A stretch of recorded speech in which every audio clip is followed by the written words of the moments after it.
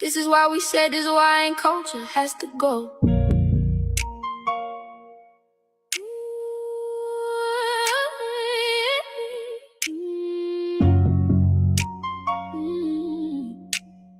This is why we said, this is why we said, we see the youth misled by signs and claims, fame and clips, but futures lost in the flames. 15-year-olds in caskets, mamas in pain. Hawaiian stands for young nothing, potential in vain. This is why we said this Hawaiian culture's gotta go.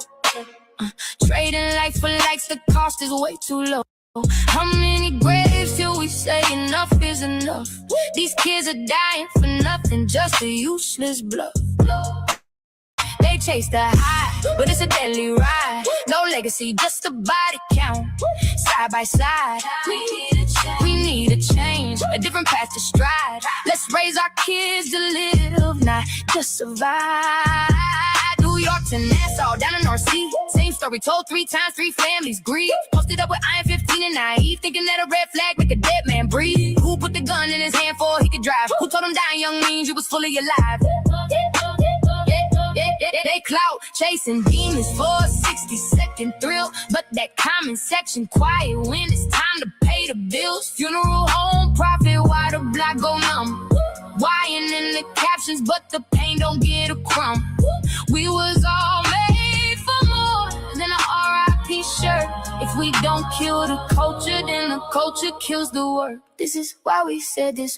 In culture has to go. Trading futures for a flash. Moving fast, moving slow. How many graves we gotta dig before we say no more? 3 15-year-olds gone. Who they dying for? This is why we said this. Why in culture has to go. We bury babies before they grow. Somebody gotta know. Say their names. Protect the babies. Break the cycle. Enough. We want them living. If we don't teach them, the streets will reach them. If we don't feed them, the beef will eat them. We want them grown, not in a stone. Camera phones recorded, but nobody hit pause. We set up legal who gon' change the laws. Not just the system, non-systems gotta shift. Cause every time we left, another soul gets stiff.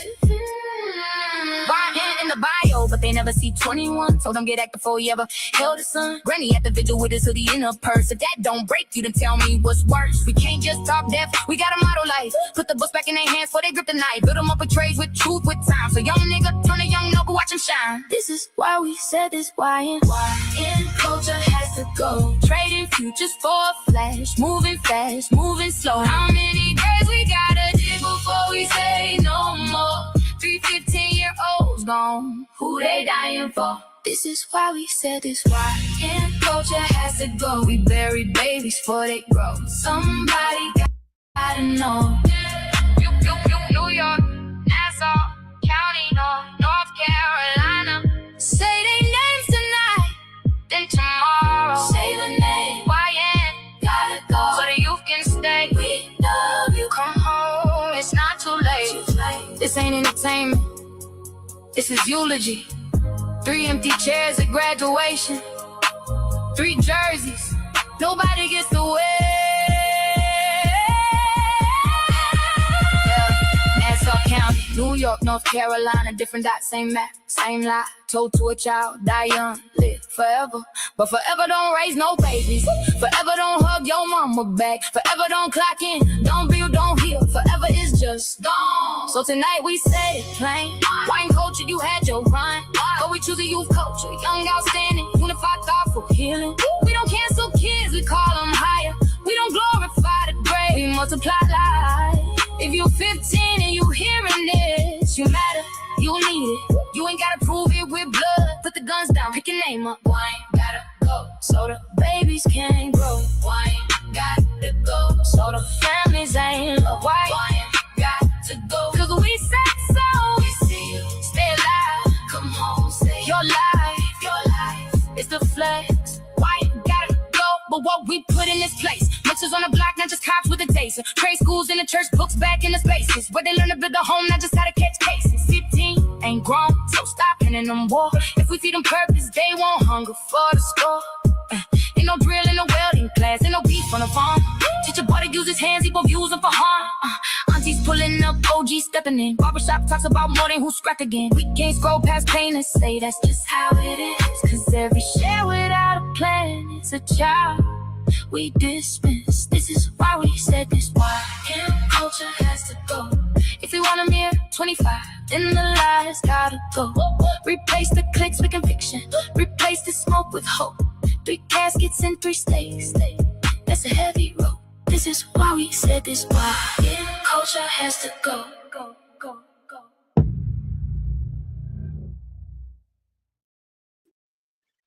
Yes, Lord, indeed. Yes, indeed. Yes, indeed.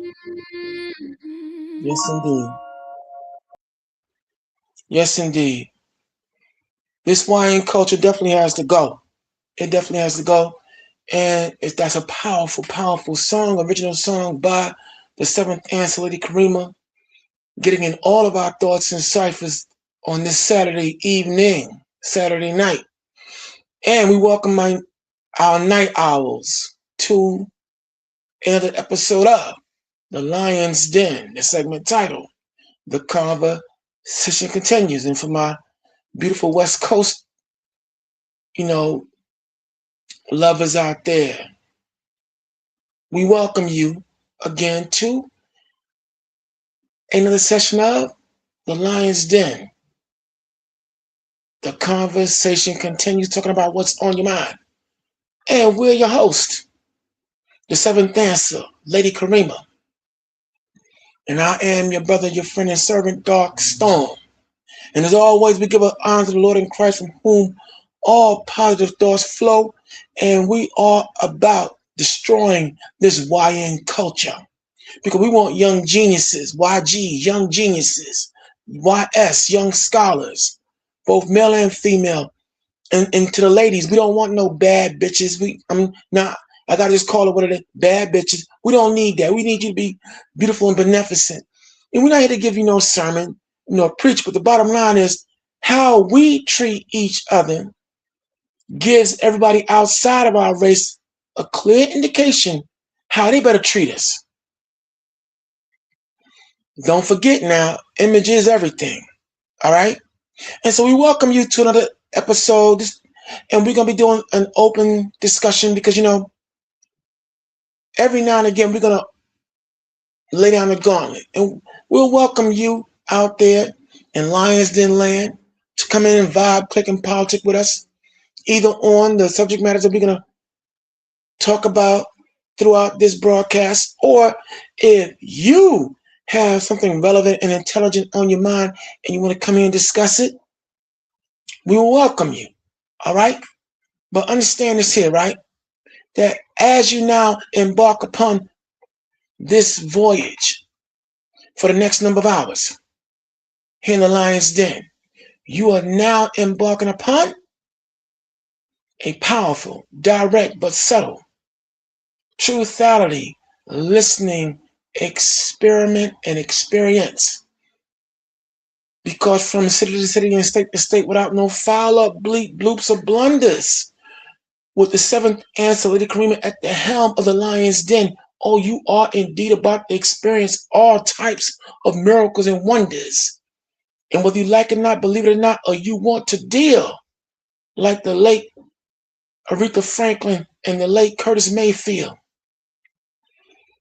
we're about to give you something that you can feel. And again, that is a powerful truthality listening experiment where we give you nothing but the frequently accurate, correct truths. The facts, baby. Nothing but the facts. And of course, the 4 pillars that are the foundation on making this powerful Lion's Den machine work. From the biblical perspective, without giving you a sermon, as always, it's Isaiah the 41st chapter, verses 21 through 24. And you know what it says. And if you don't know what it says, we're going to tell you. It says what?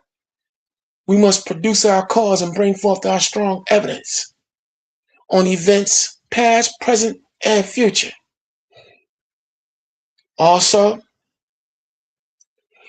in the spirit of 1 Thessalonians, the 5th chapter, at verse 21, it tells us We must always be ready, willing, and able to prove all things that we say and hold fast to that which is good. And of course, you know the seventh answer and myself, we are strong advocates and proponents of freedom of speech, but we are about responsible speech. And what is number one rule, law, and edict that governs the ability to speak freely? You must think before you speak.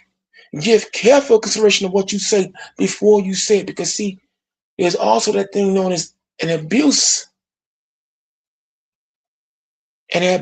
of speech, speaking the incorrect thing at the incorrect time to the incorrect soul, which could leave you hurt. Therefore, Proverbs, the 13th chapter at verse 3, we understand that he or that she that keepeth his mouth keepeth his life. So we understand when we speak freely here, we think before we speak. We give careful consideration to what we say before we say it. All right? And of course, the book of Joshua, the first chapter, the 7th verse, which tells us to be strong and of good courage. See, it took a lot of heart to come here and do what the seventh answer and I do. There are a lot of voices out there doing it. But still, the lion's den. It took a lot of heart to come here and do and say what we say. Because here we live in a world now where here it is, people who are liars, creeps, kooks, and crazies seek to censor us because they're offended by the truth we tell. Ain't that something? Here we are taught as children in our formative years, don't tell a lie, you shouldn't lie, it's not a good thing to lie. But yet we have a world that's ran on lies, formulated on lies. And people who get offended when you reveal and shut down their lies. Unbelievable. But be that as it may, we're going to still crush without discussion all lies, kooks, and crazies out here, because we come with the 8 eyes of ingenuity, intelligence, integrity, inspiration, influence, independence, insight, and of course, verifiable, unrefutable information. And of course, you know, when you're rolling with the lions, then you're rolling with the pride. The lion and lioness, we roll with pride, but righteous pride, that's Pride. We're always permanently ready in destroying evil, starting with our own. You know, the spiel, the seventh answer, myself, we don't walk around here as Mr. and Mrs. Holy and Endowed. We have our issues like anybody else. We're only human. We're in the flesh like everybody else in the struggle. But still, be that as it may, we still strive to be that moral man and woman, to rise to the God-like self that we've been endowed with. So we're diamonds with flaws. But the one thing about a diamond with a flaw, baby, you chip away the flaw and ultimately you get perfection, or an approximation of. And of course, you know, here in the Lion's Den, we're one of the many factions of the anti-coon movement. And what's a coon? Oh, you know what a coon is. Spelled C-O-O-N. That is a complete, obedient, obvious, yes a boss, nigga. We don't do that here. There ain't no Stephen from Django. There ain't no handkerchief head, no bed wenching, no, you know, buck, big black buck. We don't do any of that here. Why? Because we can't be bought. And more importantly, we ain't gonna be sold. And of course, this is the home of counterpoints. In some circles, it's called debate. Sometimes we may not see eye to eye on everything. You know, there's that 5% out of 100 that we may not see eye to eye. But through love and patience and, you know, correction. We always, again, reach that 100% perfection because you're going to be hit with Virgo energy. That's right. We are practical, tactical, political, critical, analytical, but we strive never to be hypocritical. Okay? And to all our haters out there, we welcome you. We love when you come through. I know you be hoping and praying for our downfall, but here it is, the seventh answer, and we just keep on rolling and keep on going. Because you haters out there, you inspire us. Because how you feel about us is how we feel about you, haters. We didn't like you yesterday. We don't like you tonight. But we welcome you. But please understand that when you come into the lion's den, you better have a thick skin. Or if you come in here with the ruckus, well, the lion's den. We are sworn to hunt, pray, that's P-R-E-Y, pray, and discombobulate all enemies of the Lord and Christ. I know some of you, there's some of you out there who believe in Christ, and we have to respect that particular aspect of it all, of your belief and everything else from our Old Testament only Bible believers. I get it. That's cool. But still, here, we are sworn to hunt, pray, and discombobulate all enemies of the Lord and Christ unapologetically. So be warned. Understand that. Because see, the seventh answer in particular, she rolls with the riddle of communication. And what is the riddle of communication? Oh, we will crush our enemies, show no mercy, and listen to the boo-hoo crying of all the kooks and crazies who will dare try to come in here and disrupt what we do. Or as Iron Mike Tyson would say, how dare you come in here with your primitive social media communication skills? You're just as good as dead. So be warned. All right? And last but not least, observe the house rule of the lion's den, as set forth by one of our beautiful lionesses, also Iron Manor, which states you must wipe your feet, you will mind your manners, conduct yourself in an orderly manner, and enjoy yourself. Because again, if you get out of line at any given time, in the comments section, or if you come here on the day and want to have a discussion, if you get out of line at any given time, well, the lioness will swoop in and break you down with the quickest, work you out like physical fitness. And like Muhammad Ali, hit you so fast, not even a Jehovah's Witness. Just so you know. So with all the formalities now out the way, let's get it in. Now, you know, open discussion, y'all. What we're going to do, there's a slew of videos I sent the seventh answer. Of course, now, she can't go through all of them, and she's not going to go through all of them. But whatever video she selects, right, tonight, each video is actually a follow-up on the many myriad of shows that we've done previously. From Tick, Tick, Tick, Tick, Boom, to A Clockwork Derangement, to the YN Culture Has to Go, part 1 and 2, all right? And so many others that we've done.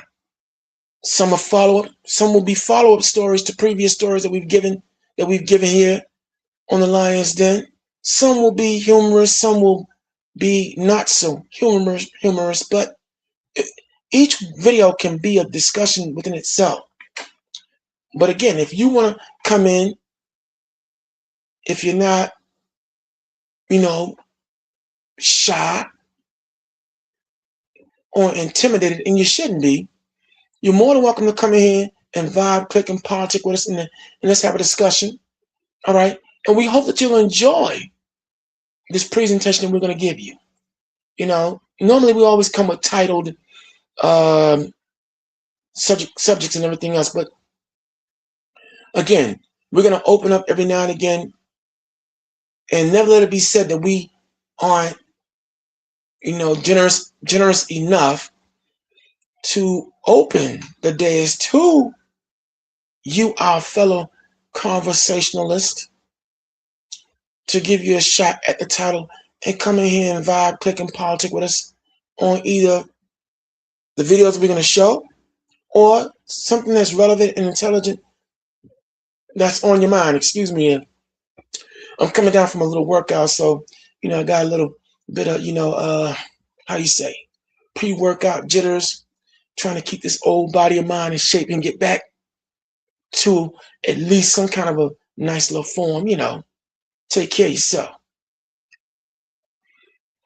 But for all y'all out there, right, ride with me on the night hour tip here on the East Coast, thank you. Thank you very much for allowing us to come into your mind, soul, and cipher. To my West Coast, thank you again for joining us. And anybody out there in whatever time zone you are in and you're taking time out to listen to the Lions Den, we hope that we'll inspire you to get up off your duff and check things out for yourself at all times. And also, feel free, while this show is in progress live, to invite a friend. Share the show. All right? The more the merrier. And it's a beautiful thing, that some of you, rather than go out and put your life at risk at some of these parties and so-called clubs these days, you rather engage in having a wisdom party that we here in the Lions Den offer you out there. And, again, there's so much happening. You have, of course, your illustrious president and his War Department continuing to spend billions upon billions of dollars day to day on this war that's supposed to be ceasefire. I think we're supposed to be having a ceasefire or in the midst of a ceasefire, but yet all kind of chaos is still happening over there in Iran and all points in that Eastern Hemisphere region. Here in the United States of America, we have continual fallout, continual revelations of all kinds of corruption, disruption, and every other kind of option, as Malcolm X would say, that you see going on every day here in America and the world abroad. And we're going to address these issues, okay? Like I said, it's very troubling. From the food we eat is a big question mark. The continual rise in Medicaid and Medicare and everything that we, the people, need. And again, the goalposts continue to be moved because you have corrupt psychopaths and sociopaths who have entrenched themselves into the ruling class in this government that continue to cut the legs off of a great many people, both literally and figuratively. And that's not a joke. Oil and fuel prices are still going through the roof. God dang. At last count, in my neck of the woods, gas is now at $6 a gallon. God, and diesel is what, $8? Man. Food prices, and that's even more crazy. Here we are, food prices are through the roof, but yet the food we eating may not be real or isn't real.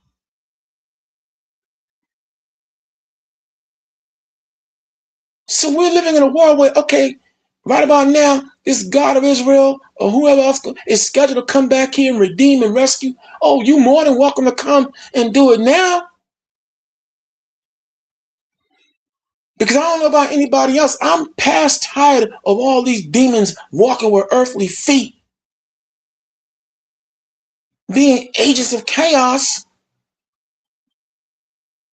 and thinking they're God on earth and want to make decisions on who lives or dies. I know I'm past tired of it.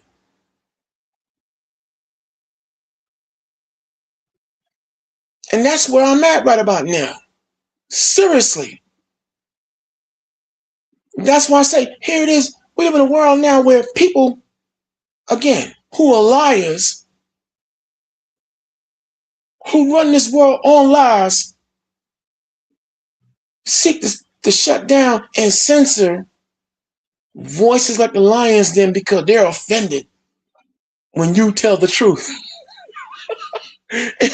And don't believe their lies. Talk about the audacity.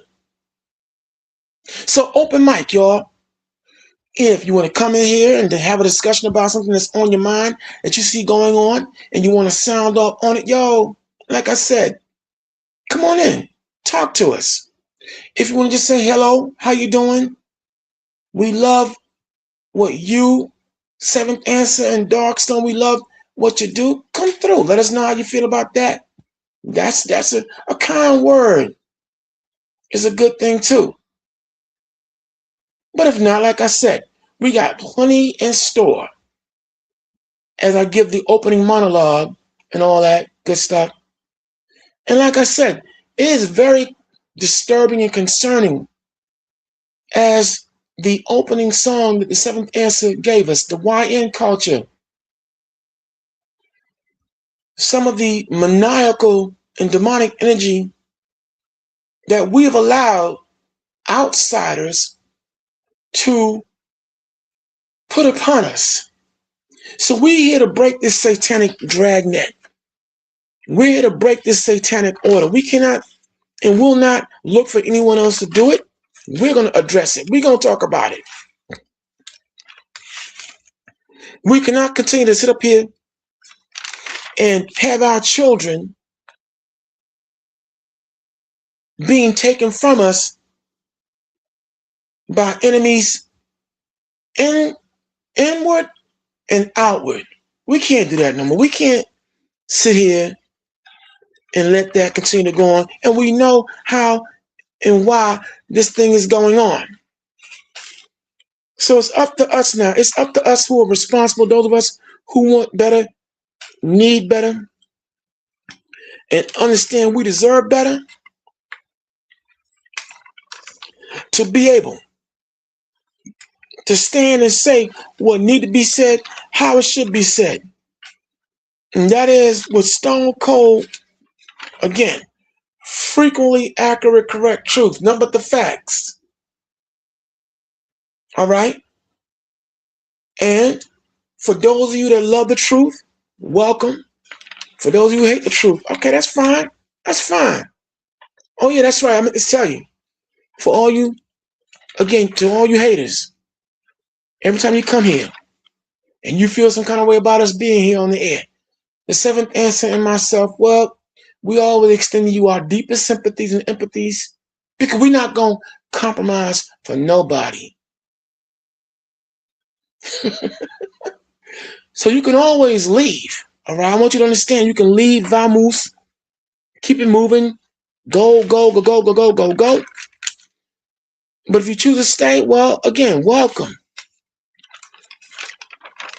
But now, let me get back on. Let me get back on point. So now, what we're about to do now is go into various, again, videos, and she can pick it, that she's going to pick the Seventh Answer that is. Each one has a theme and all that good stuff, and we're just going to listen to the talking points that are raised, and we're going to come right back at you. And so therefore, without further ado, Seventh Answer, take it away.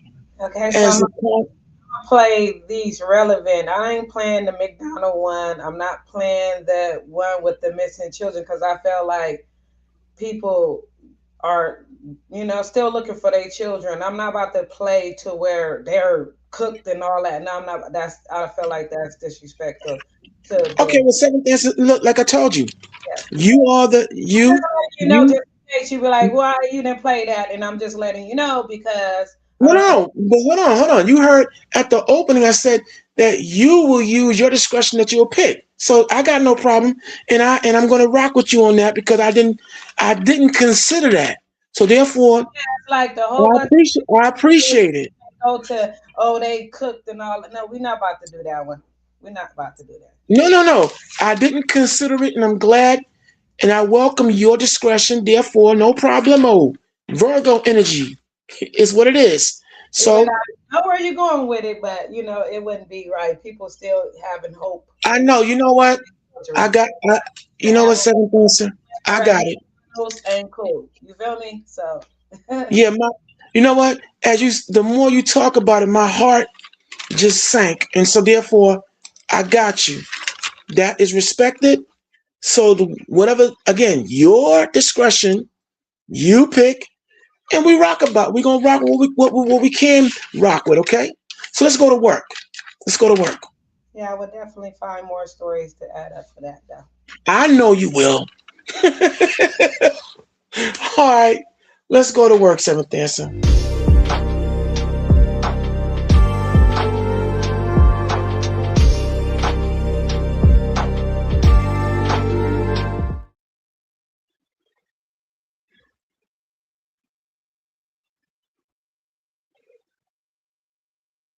Standing on its own 2 feet, and he bankrupted the country in 14 months. The U.S. Treasury has now confirmed that the United States is insolvent. So in 14 months, he took a profitable country that was standing on its own 2 feet and made it so dependent on everybody else, but yet nobody's coming to his aid. So the $1 billion a day to fight a war that he wedged his fat ass in the middle of because of his buddies over in the blue country is costing the taxpayers $1 billion a day that we don't have.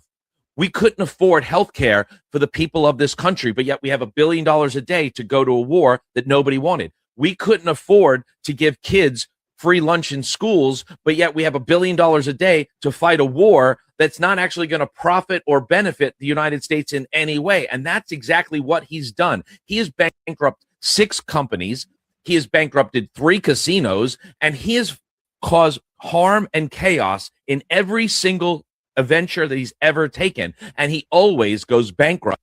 He bankrupted the country in 14 months. The U.S. Treasury has now confirmed that the United States is insolvent. So in 14 months, he took Yeah. a profitable country that was standing on its own 2 feet and made it so dependent on everybody else, but yet nobody's coming to his aid. So the $1 billion a day to fight a war that he wedged his fat ass in the middle of because of his buddies over in the blue country is costing the taxpayers $1 billion a day that we don't have. We couldn't afford health care for the people of this country, but yet we have $1 billion a day to go to a war that nobody wanted.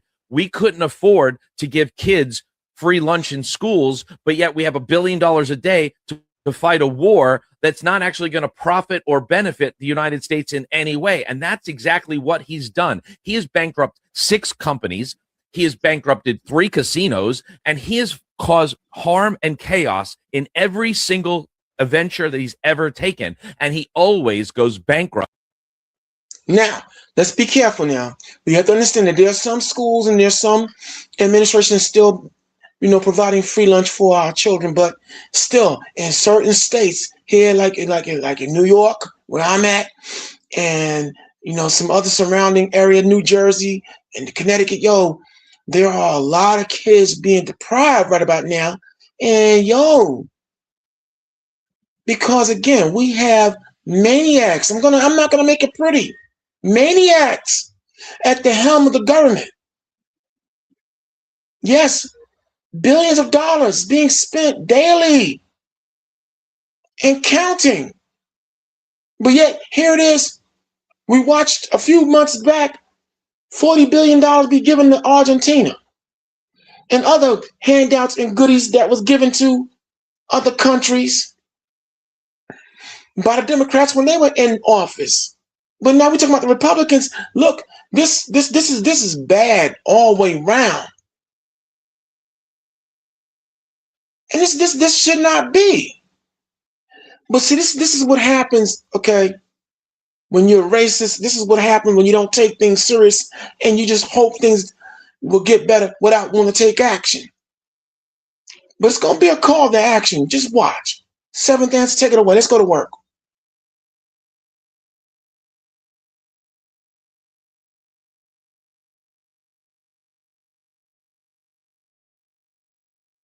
Oh, we have no sound. We lied about Vietnam. We lied about Iraq. We lied about Afghanistan. We lied about Somalia. We lied about Libya. We put more small arms and medium arms into the hands of terrorist groups the world over. If your page is not getting real engaging followers, or if you have a business that's not getting much sales, message me on this WhatsApp number on your screen. We lied about. Yeah, you hear that? See, there's some individuals now sitting back, recognizing and realizing, see, all that lying, alibying, conniving, whether you believe in the Bible or not. The good Lord says, be not deceived, he is not mocked. And whatever a man reap is what he sows. See, all this lying is now coming home to roost. It's only but for so long lies can, how you say, permeate before the truth, the raw, uncut, unfiltered truth comes in and destroys everything. And now, not that we need here on the Lions Den anyone's validation, but here we are vindicated though. There have been some of you naysayers that come in here and feel some kind of way when we've talked about the fact that this government and everything, all these wars that we fought throughout the years have been based on lies. Here it is that the seventh answer, myself and all of us out the Gen X, millennial, whatever, that we've inherited a horrible world because the selfish baby boomer generation in particular has ran this country into the ground. Some of us, by the time we reach retirement age, won't have them to fall back on. Because we have all these thieves and liars, and now some of them are realizing, we done stepped in deep poo-poo. Yeah, Vietnam was a stone cold lie. Now, of course, I was a child when that war transpired. But being a student of history and going back and studying yesterday to understand why we're in today, yeah, Vietnam was a huge lie.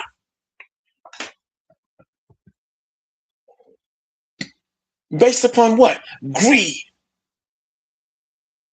You know, the heroin, the poppy fields, you know, when that drug culture was going on, that plague was going on, not to mention for rubber and all the other textiles all throughout Vietnam. Yeah, it was a lie. And all the wars from Iran, currently, Iraq, Afghanistan, Kazakhstan, and every other kind of stand you could think of that's transpiring right now, it is costing we, the people, every freaking day. And now we're seeing all kinds of backlash and all kinds of fallout now. And so our white listeners out there, we know you're listening. Because see, we, the Lions Den, we are your beacon of light too. All you Magites out there, see what happened when your racism, you see what happened when you don't want to run a country and run things justly. You see what happens when you continue to go along just to get along because you think that as long as the foot's not in your butt, as long as things will happen to foundational Black Americans and anybody else, but especially we Black Americans, you ain't give a rat's behind. But now your butt is being burned. Now all y'all feeling the crunch and the pinch. And you get no sympathy over this way. We don't feel sorry for you. This is what your racism has caused. This is what going along just to get along and allowing people to lie to you. And you know they're lying. You know they're lying. This is what happens in the aftermath when the truth comes out. And make no mistake, I can tell you right now, we see the handwriting on the wall. I know some people say, well, people are not angry enough. Don't worry. Don't worry. It's about to be some outbreak in this country. And that's why a great many of us are getting out the way right now. We see it coming. The handwriting is on the wall. You can't continue to run a society unjustly. And then you have people out here with this megalomaniacal attitude that they're God and they're going to decide who live and die or who gets what. No, no, no, no. All that now is being brought to an end. If you want to go from an evolutionary scale, if you don't want to acknowledge the biblical prophecy aspect of it, whatever. System of belief you may have. A great many of you out there, you see that the winds of change, the paradigm of change is happening because people are tired. We are not going to continue to let the baby boomer generation do what they're doing. You got all these broke down, old, crotchety men starting all these wars and conflicts. And let me be careful to my elders out there, my elder listeners out there. Some of y'all haven't been selfish, but we talking, if the shoe fit, then yo, those who wearing it, they're not going to take it off. But we know what we talking about. All these Vietnam draft dodging punks who done started all these different wars and conflicts right now. You done stepped into a landmine that is costing the people every day. So yes, all the lies now are being picked apart. See, the seventh answer and we, again, like I said, we're one of the many voices that are out there. There's a whole host of voices that are out here doing it. Different levels, but still, the one nucleus, crushing, destroying all lies. You know what I'm saying? And we're doing this unapologetically. And we don't care who gets mad, who gets offended. Because again, not only do we live in a world where people who like to lie and live in lies have the audacity to be offended by what we say here, you have a world where people who are dumb have the nerve to get offended by those who strive to be intelligent and bring forth relevant, much needed truth and facts. They have the nerve to be offended because they're content in their stupidity. They embrace their dumbness. Unfreaking believable. But what we're not going to do is kowtow or bow down to those who can't take the truth. We're not going to bow down nor kowtow to those who are dumb. Because again, if you don't like what you're hearing right here, right now, all you have to do is just sign off, step off, tune out. Because trust, you will not be missed. But yes, this country, look, we're in the verge of an economic collapse.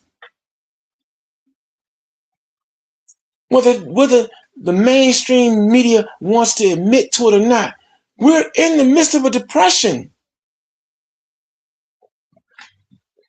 Because it's depressing when you work your heart out, you work, and you work some more, and you're still broke. It's depressing when you have thieves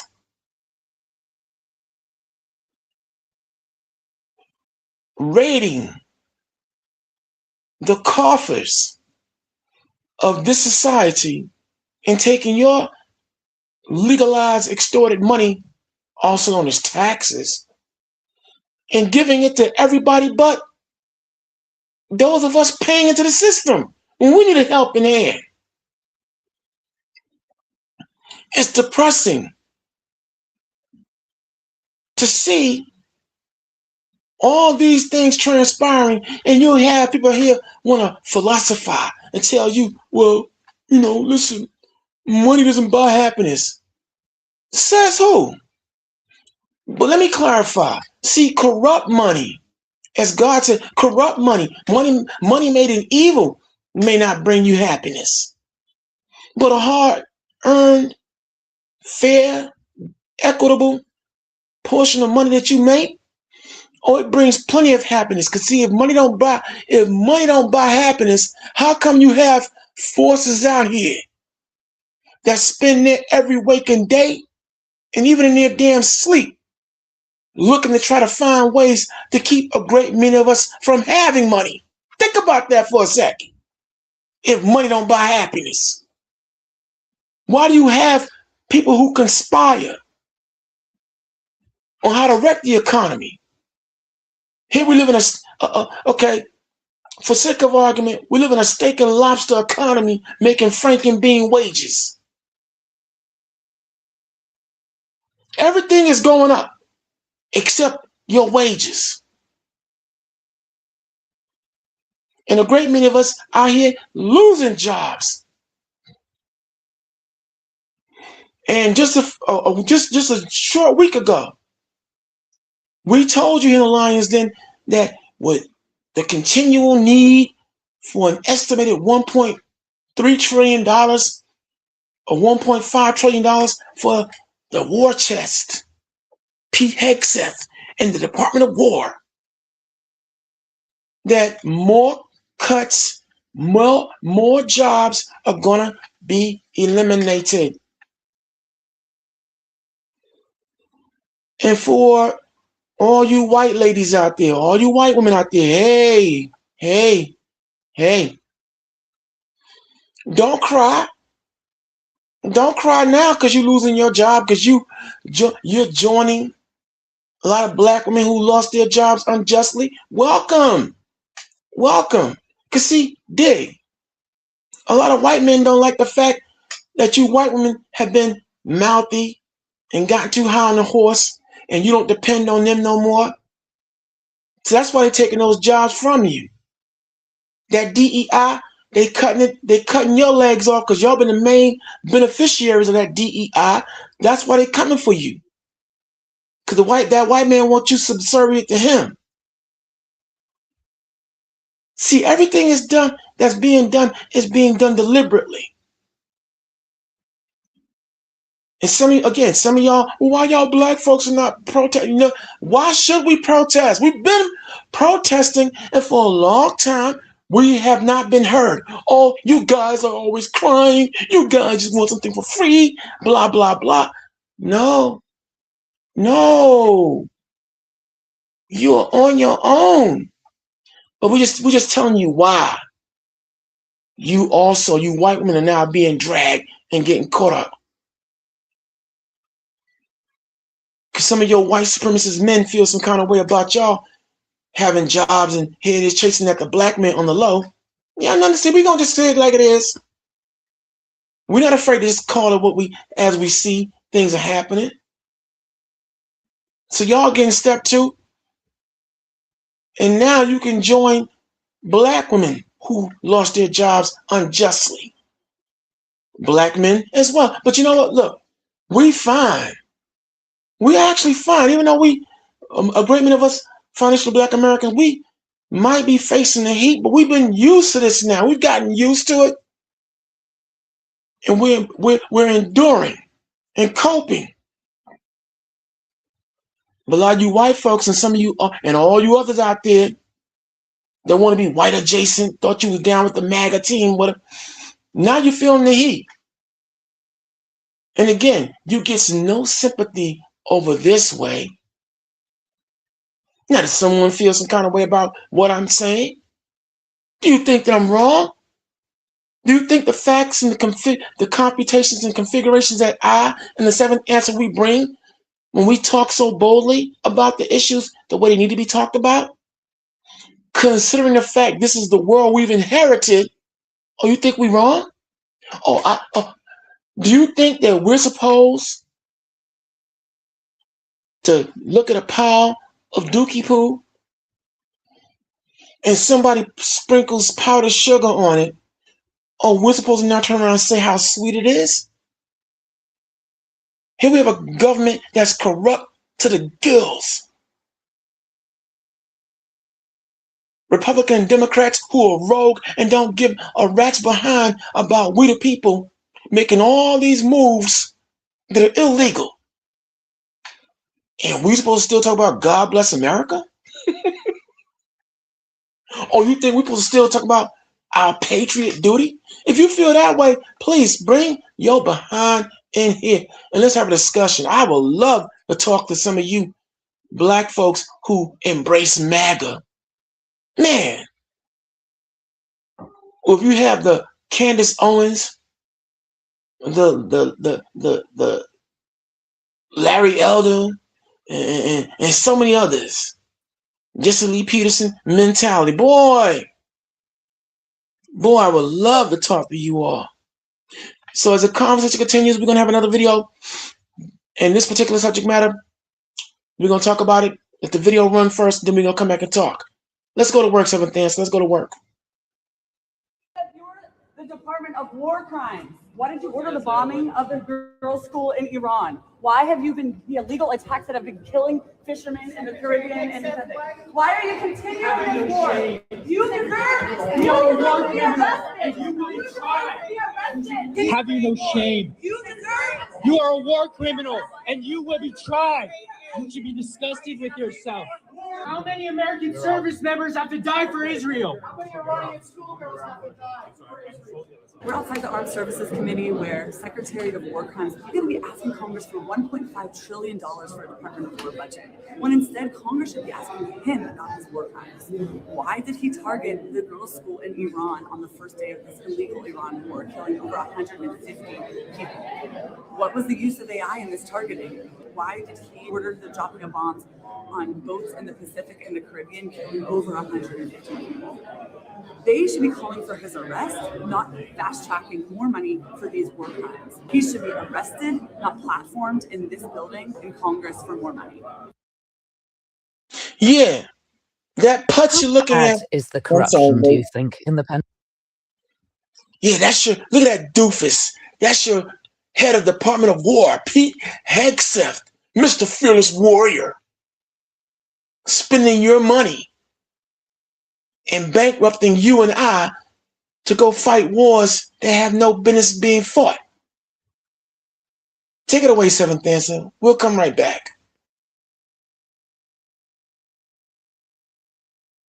Well, what I'm hearing is it's pretty stunning. I'm hearing a situation now where general officers have to lobby for positions. There is a well-defined process for our senior military appointments. It's based on merit. It's based on performance. It's based on experience.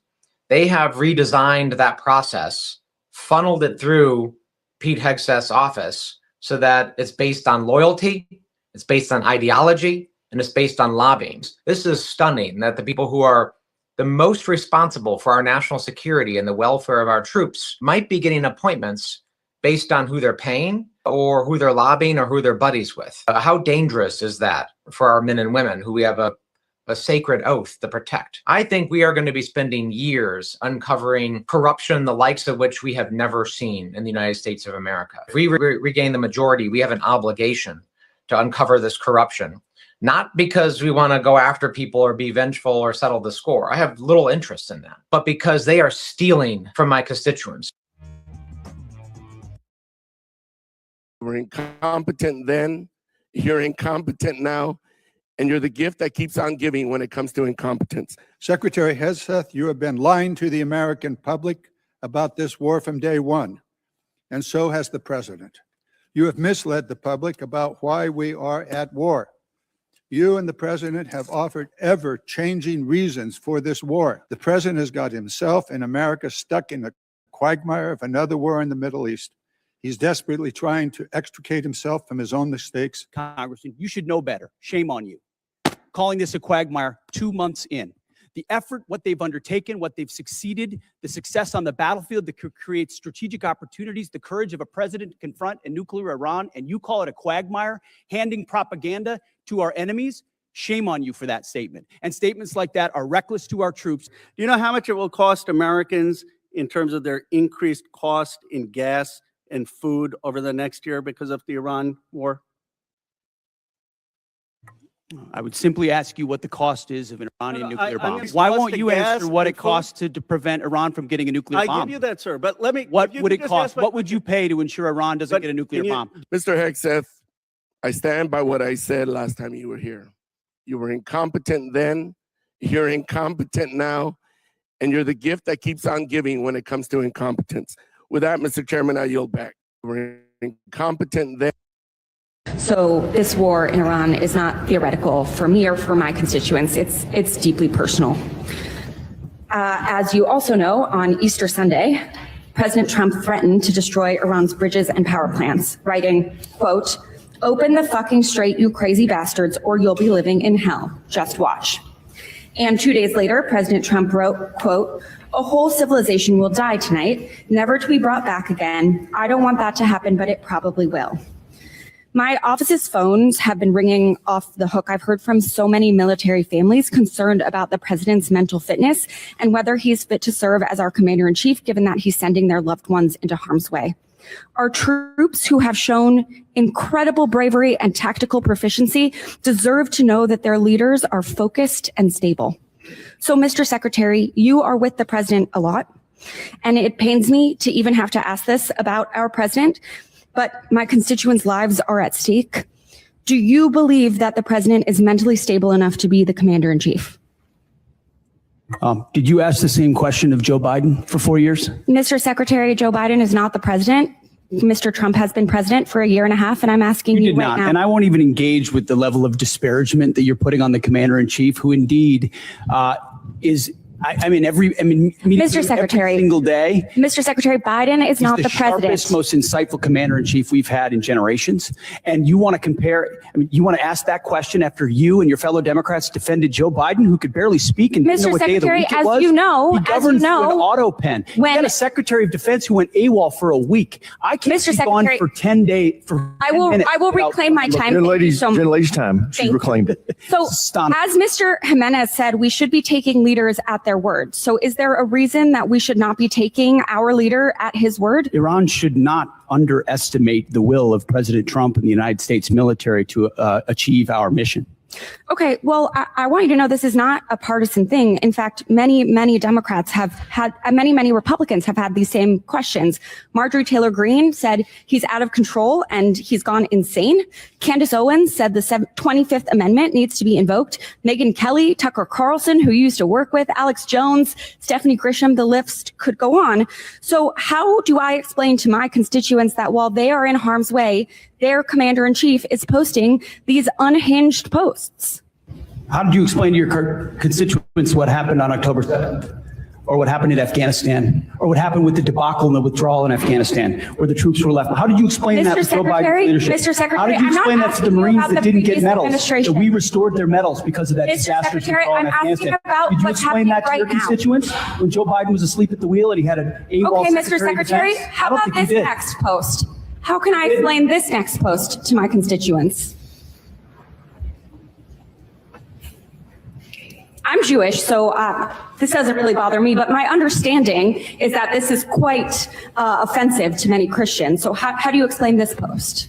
I'm not here to explain posts. We have an incredible commander-in-chief who puts our troops first. I'm here for a budget hearing about our troops. This is historic about budget that's giving our us a troops. chance to defeat Mr. Secretary, our adversaries. Mr. President Secretary, Trump is please, doing that this is in my time. world-class fashion. This is about Genlady, our you've reclaimed your troops. time, Mr. Secretary. This is about our troops. This is about who is commanding our troops and if our troops can trust that they are being sent into harm's way under good strategy. The mental stability of our commander-in-chief is deeply important to our troops. It's deeply important to this country. It wasn't our important to you troops' during Joe lives at Biden. stake. I'll remind you that when there were concerns, Democrats came together and he was not our nominee for president. So I encourage you to have the same courage that Democrats had. Mr. Secretary, you keep saying that he is the best commander-in-chief we've ever had, the best negotiator. To the troops. 13 American troops have died More than 380 have been wounded. The Strait of Hormuz, which was wide open, is now closed. Less than 90% of traffic through the strait is still not going despite the ceasefire. The Iranian regime is still in power. It still has nuclear material. The war is costing Americans billions of dollars. And Mr. Secretary, if you think that this is what winning looks like, then maybe we should be questioning your mental stability.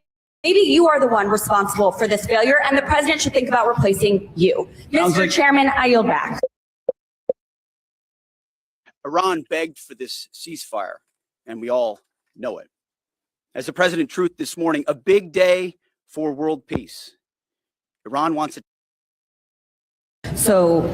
Iran begged for this ceasefire, and we all know it. As the President Truth this morning, a big day for world peace. Iran wants it to happen. They've had enough. Operation Epic Fury was a historic and overwhelming victory on the battlefield. A capital V military victory.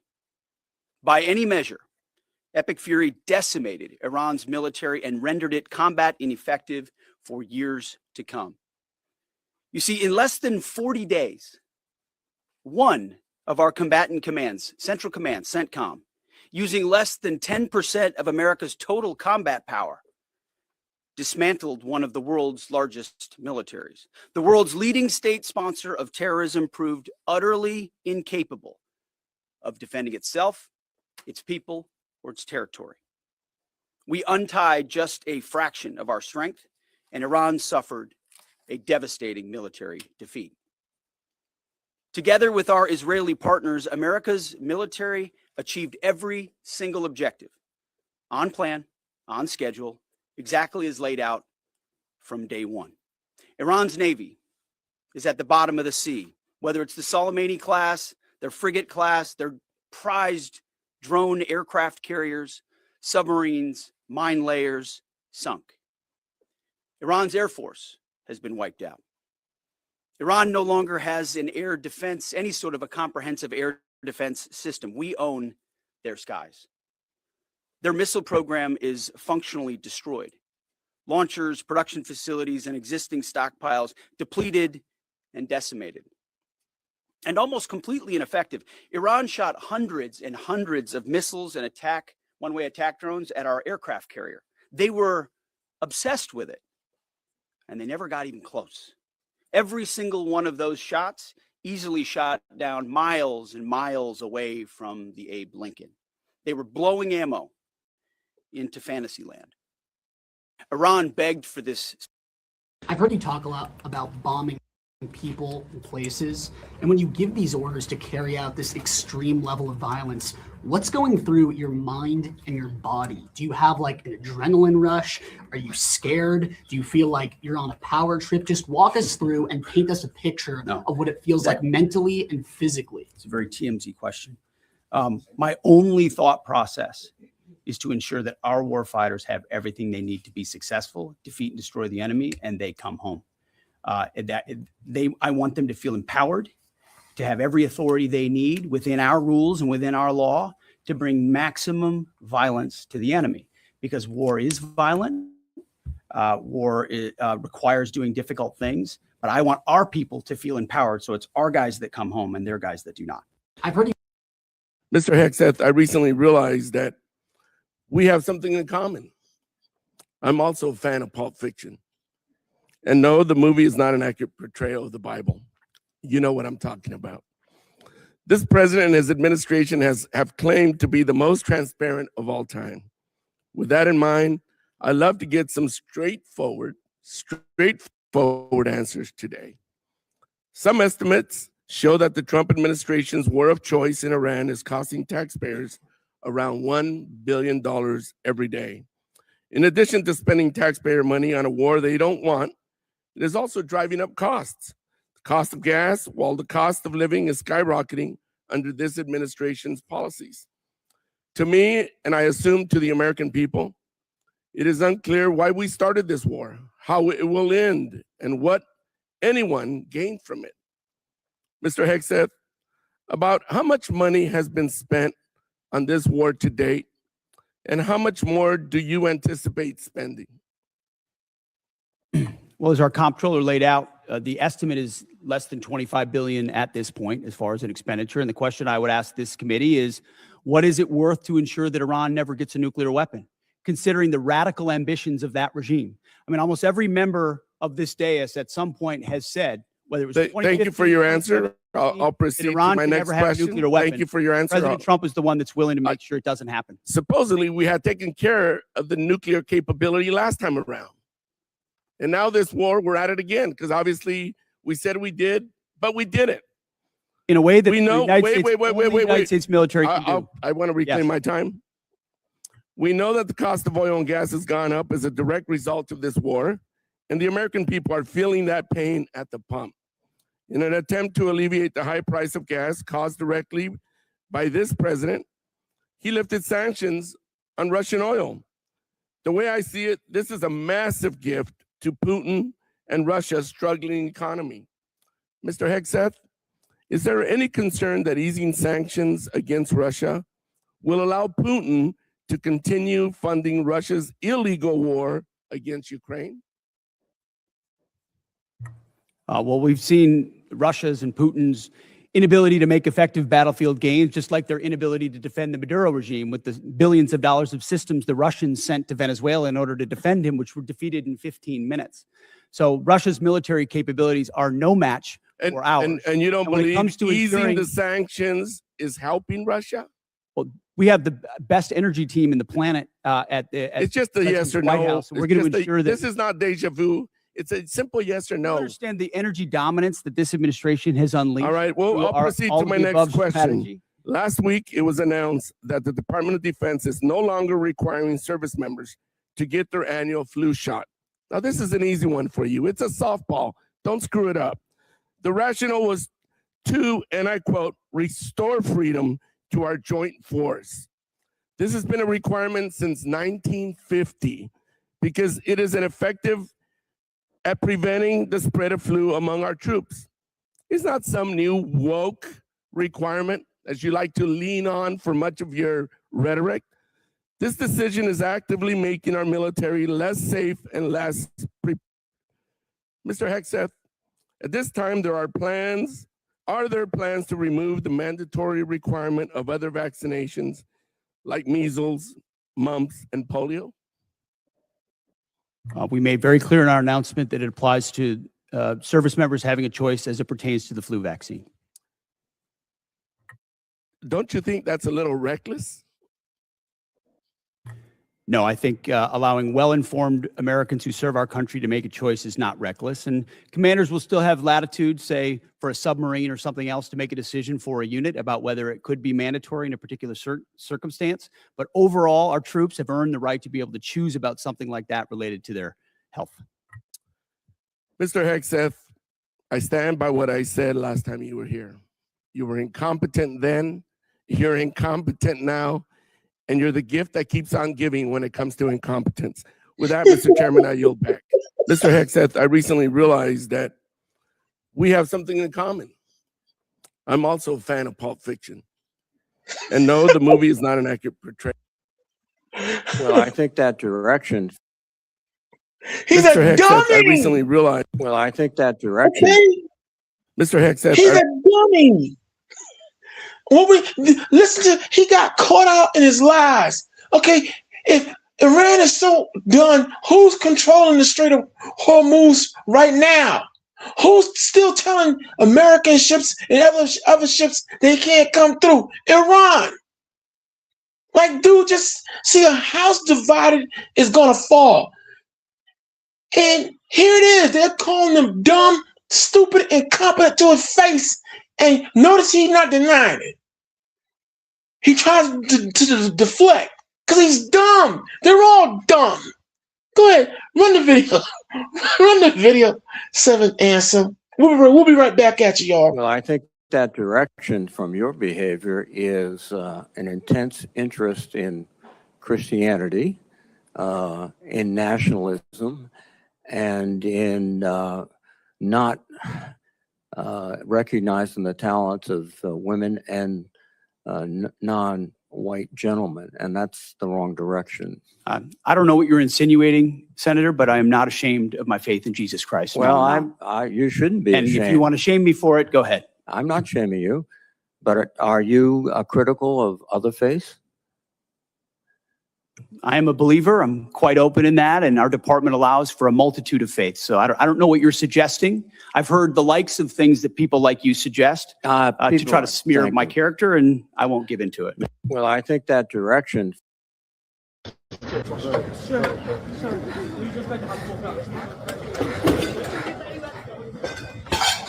Mr. Secretary, do you know what's happening? Mr. Secretary, please. What's happening? What's happening, Mr. Secretary? What's happening? Please, sir, tell us what's happening.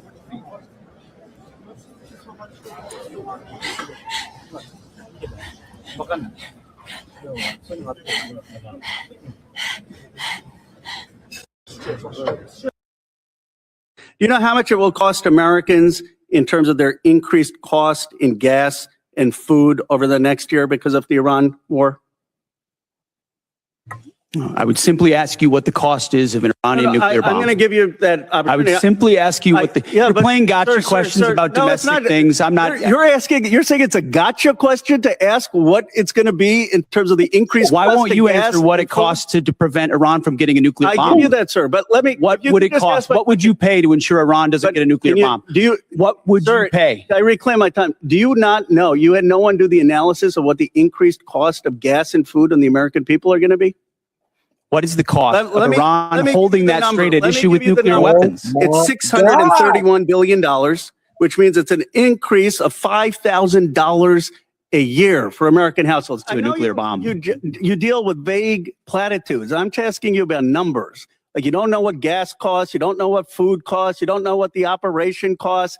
You know, I get sound bites, but how about numbers? Do you know how much the enriched uranium was after you ripped up the JCPOA? Trump did. I'll give you a number. I know that, as was stated by early on, the price of gas is twice as expensive in California, your home state, as anywhere else in the country because of the horrible policies your state pursued. You know what? It used to be that type of stuff worked, and then you started to lose the people that you campaigned you wanted to be for, because you said you wouldn't get us into bad wars.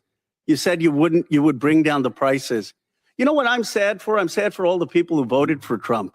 I'm sad for them because you betrayed them. You betrayed a lot of that MAGA base. And you know who knows that? J.D. Vance knows that. Gentleman's time's expired. Chair now recognizes the gentleman. Do you know how much it will cost? Close by just saying one thing. Mr. Secretary, you started this hearing by politicizing it, and I want to make one point. Poll after poll shows that the American public does not support this war, and support is dropping every day. We are all representing our constituents, which is our constitutional duty. And to state that we are politicizing it is an affront to Congress and every member in this House, and I yield back. You are politicizing it, Congressman. The gentleman's time has expired. The chair now. I'm going to close by just saying one thing. Mr. Secretary, you started this hearing by politicizing it, and I want to make one point. Poll after poll shows that the American public does not support this war, and support is dropping every day. We are all representing our constituents, which is our constitutional duty. How much did it cost American taxpayers in terms of the strike to the Iranian school where kids were killed? Do you have that number in terms of the missiles we used? As I've said, that unfortunate situation remains under investigation. You don't know how much it 15-6 costs the investigation, but I taxpayer? wouldn't tie a cost to that, to anything. It's a reasonable question, no, sir? I mean, our taxpayer money was going there. Do you know how much it will cost Americans in terms of their increased cost in gas and food over the next year because of the Iran war? I would simply ask you what the cost is of an Iranian nuclear bomb. I'm going to give you that opportunity. I would simply ask you what the. You're but playing gotcha sir, questions sir, about no, it's domestic not. things. I'm not. You're saying it's a gotcha question to ask what it's going to be in terms of the increased Why cost won't of you gas answer what and it costs to prevent Iran from getting a nuclear I bomb? give you that, sir. But let me. What you would can it just cost? ask my What would you pay to ensure Iran doesn't get a nuclear bomb?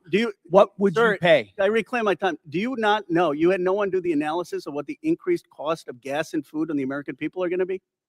What is the cost of Iran holding that straight at issue with nuclear weapons? It's $631 billion, which means it's an increase of $5,000 a year. You're disparaging me that I don't care. I'm about asking the you whether you passing think they're of- liars or not. You That's what I asked You you. are disparaging me that I don't care about the passing of our troops. Nope. That I asked think if you our thought troops they're are- liars, Terry. That's disparaging You're and going my smearing time. in every way. It's like Oh, you going care a back- lot I about reclaim my President Trump, time. don't you? You were This going is a behind cute his waste back of your 5 and minutes. appointing A people. huge, I reclaim cute my time. waste of your 5 minutes that I led reclaim my nowhere. time. Do not Repeatedly pass go, going do not behind the flex president's Gentlemen, back. we moved What 70 they said. in this directing. Can I speak, or are you just going to monologue falsehoods all over the place? It's not a falsehood. We moved 7,500 troops off of Reclaiming the X my based time. on the intel. Stop. Based on the intel. Stop. Reclaiming my time. Because you yell doesn't Are make you right. calling- The way you stain the troops when you tell them 2 months in, Congressman, you should know better. Shame on you. Answer the question. Who are you beholden to, Mr. Secretary, the president or the Constitution? Well, I If you can't answer that question, I 'cause very you couldn't proudly answer served that as question when president. I And asked you, very you should proudly innocent swear an oath to civilians defend in the the leg. Constitution. Well, their nuclear facilities have been obliterated, underground, they're buried, and Whoa, whoa, we're whoa, watching whoa, them whoa, whoa, 24/7. whoa, whoa, whoa, whoa. So we know where Whoa, whoa, any whoa, whoa. nuclear material Reclaiming might my be. time We're for watching a quick it. second here. We had to start this war, you just said, 60 days ago, because the nuclear weapon was an imminent threat. Now you're saying that it was completely They obliterated? had not given up their nuclear ambitions, and they had a conventional shield of thousands So of missiles. Operation Midnight They're at the Hammer weakest accomplished moment. nothing of substance. It You're left us missing- at you're exactly missing the the same point. place. You'd have to give me the context. Well, it's right of that here. You article want to look at and the statement from President Anybody Trump's could blow legal up team? a quote and claim it says something, and that's what you're doing in a little stunt. We knew there So could no be a answer. tragic moment. No There could be a answer, Mr. tragic moment where Secretary. something Again. could get through. Of Again, course, that's the I'm consequence of reclaiming my conflict. time. Did you ask the same question of Joe Biden for 4 years? Mr. Secretary, Joe Biden God, is not come on, president. man. And I won't even engage with the level of disparagement that you're putting on the. Okay, political theater, whatever. They always do Look, that. Every last one of them. I know. Always go. Joe Biden. We don't want to hear that. That's not the question. They only You- do it. Trump do it. You know. That's him. He always talks about him and Obama. Like. And you know, and seventh answer. Take note. Your back-to-back blitzkrieg. We're watching. A house divided is definitely destined to fall. They're calling them dumb. They're calling them incompetent. You see, he done got caught out there, lie after lie after lie. And see, you know when someone's lying, when they stumble, and they well, what about Joe Biden? We don't want to hear about Joe. They're not in office anymore. I'm not no fan of the Democrats, but damn it all, they're not the ones causing the ruckus right about now. They go hard in the paint when they ask her for money. They go anything else, they probably stay quiet. But they go hard in the paint when you ask her for some more money. Like I know. And here it is. Look at it. When he was asked, do you know how much it's costing the American people? Well, what about the nuclear bomb? Shut up, man. Exactly. You are robbing people. In other words, they was taught to deflect all everything. yeah, but this deflection, the deflection is so blatant, it's so offensive. Like, y'all, we're not dumb. Who you think you look how that's why they're barking on them. Who do you think you're talking to? We're not some dummy. And we're not gonna sit up here and watch you lie, listen to you lie. And now you want to deflect the joke. Man, later for that, man. You Republicans are the ones causing the ruckus and costing the people. Your man, Donald Trump, all y'all said, well, when I get in, if you get me back in office, there'll be no wars. Within 24 hours, I'll shut down all wars. Man. And this is what we have going on. And for those of you who are now just tuning in, welcome to the Lion's Den. The segment titled The Conversation Continues, talking about what's on your mind. We're having an open discussion. Now, some of you out there watching, maybe you might think that what we here are doing right now is a harsh indictment of the Trump administration and your fearless leader here in the Department of War, Pete Hegseth. You might feel some kind of way. If so, we have an open discussion, open mic. You're more than welcome to come in. If you want to come in on a counterpoint, if you think we're wrong, even though we're not, we're gonna still welcome you. You can give it a shot. We'll give you a shot for those who want to still be naysayers and live in denial. This dude's a dummy. They're all dumb. He's stumbling and bumbling all over the place. And this is what I'm talking about. We are doomed. Run the run the video, Seventh Answer.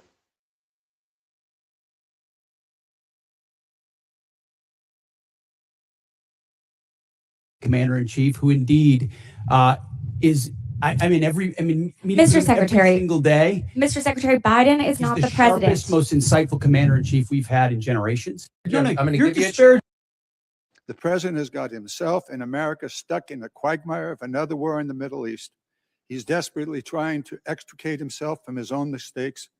It is in America's and indeed the world's interest that he succeed in that. I hope you appreciate how reckless it is. When I said reckless, feckless, and defeatist of congressional Democrats at the beginning, that came after watching you say the same thing on CNN this morning, a quagmire.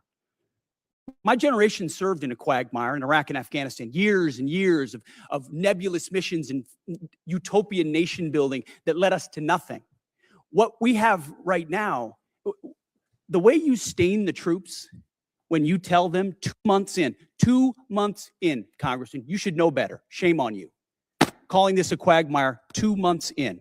The effort, what they've undertaken, what they've succeeded, the success on the battlefield that could create strategic opportunities, the courage of a president to confront a nuclear Iran, and you call it a quagmire, handing propaganda to our enemies. Shame on you for that statement. And statements like that are reckless to our troops. Don't say I support the troops on one hand, and then a 2-month mission is a quagmire. That's a false equivalation. Who are you cheering for here? Who are you pulling for? Our troops are doing incredible work. They've done incredible things for the entirety of this mission and achieved incredible battlefield successes. And you sit there and go on TV for your clickbait about quagmires. It undermines the mission. Your hatred for President Trump blinds you to the truth of the success of this mission and the historic stakes that the president is addressing, which the American people support. Iran's been at war with us for 47 years. You want to talk about a forever war? For 2 months, this president has stared them down. He's going to get a better deal than anyone ever has and ensure that Iran never has a nuclear weapon. I know the American people support that mission, despite your loose talk and words like quagmire. The president has got himself. No, the American people don't support the war. And the troops are getting, and the American troops are getting their butts handed to them. See, this is the BS, man. This is what I'm talking about. All this lying, and you know they're lying.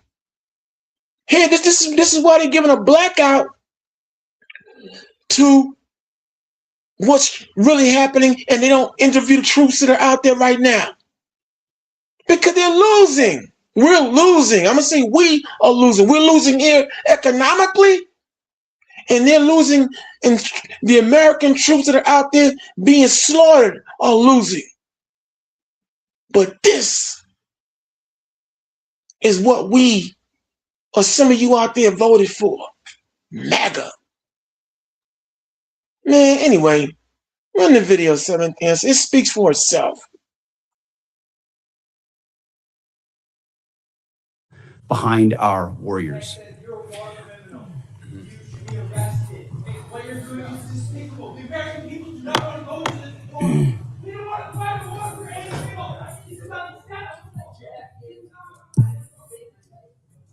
Further interruptions of our hearing will be treated in like manner. We appreciate real muscle behind our warriors. You keep doubling down on this phrase, Mr. Secretary. You compare journalists, you compare us, you compare so many to Pharisees. Pharisees. It's a problematic and historically weaponized term that casts Jewish communities as hypocritical or morally corrupt. You doubled down again and said it. Words matter. Words matter. What you choose to say, how we choose to say it.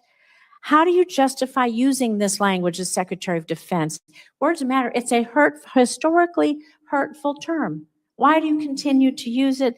And what actions are you taking to prevent rhetoric like this from permeating throughout the department that is going to target specific groups or individuals of people based on their religion?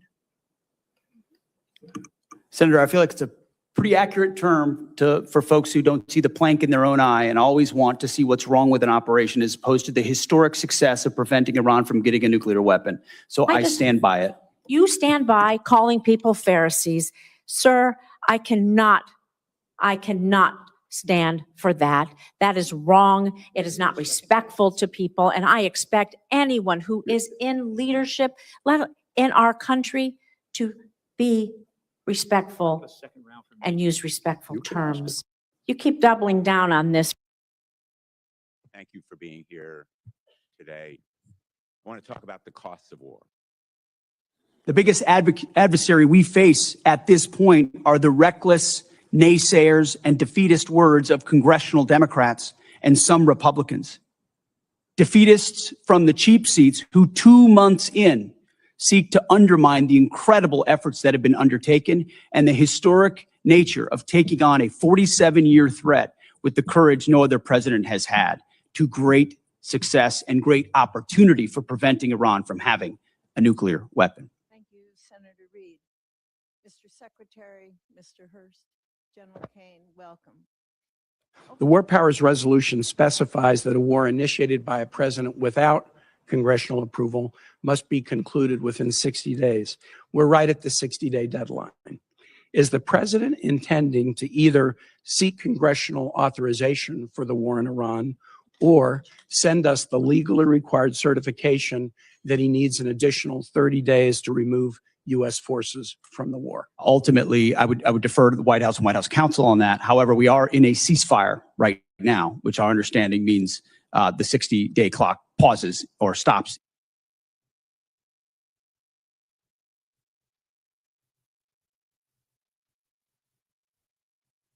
First of all, this war is costing so much money.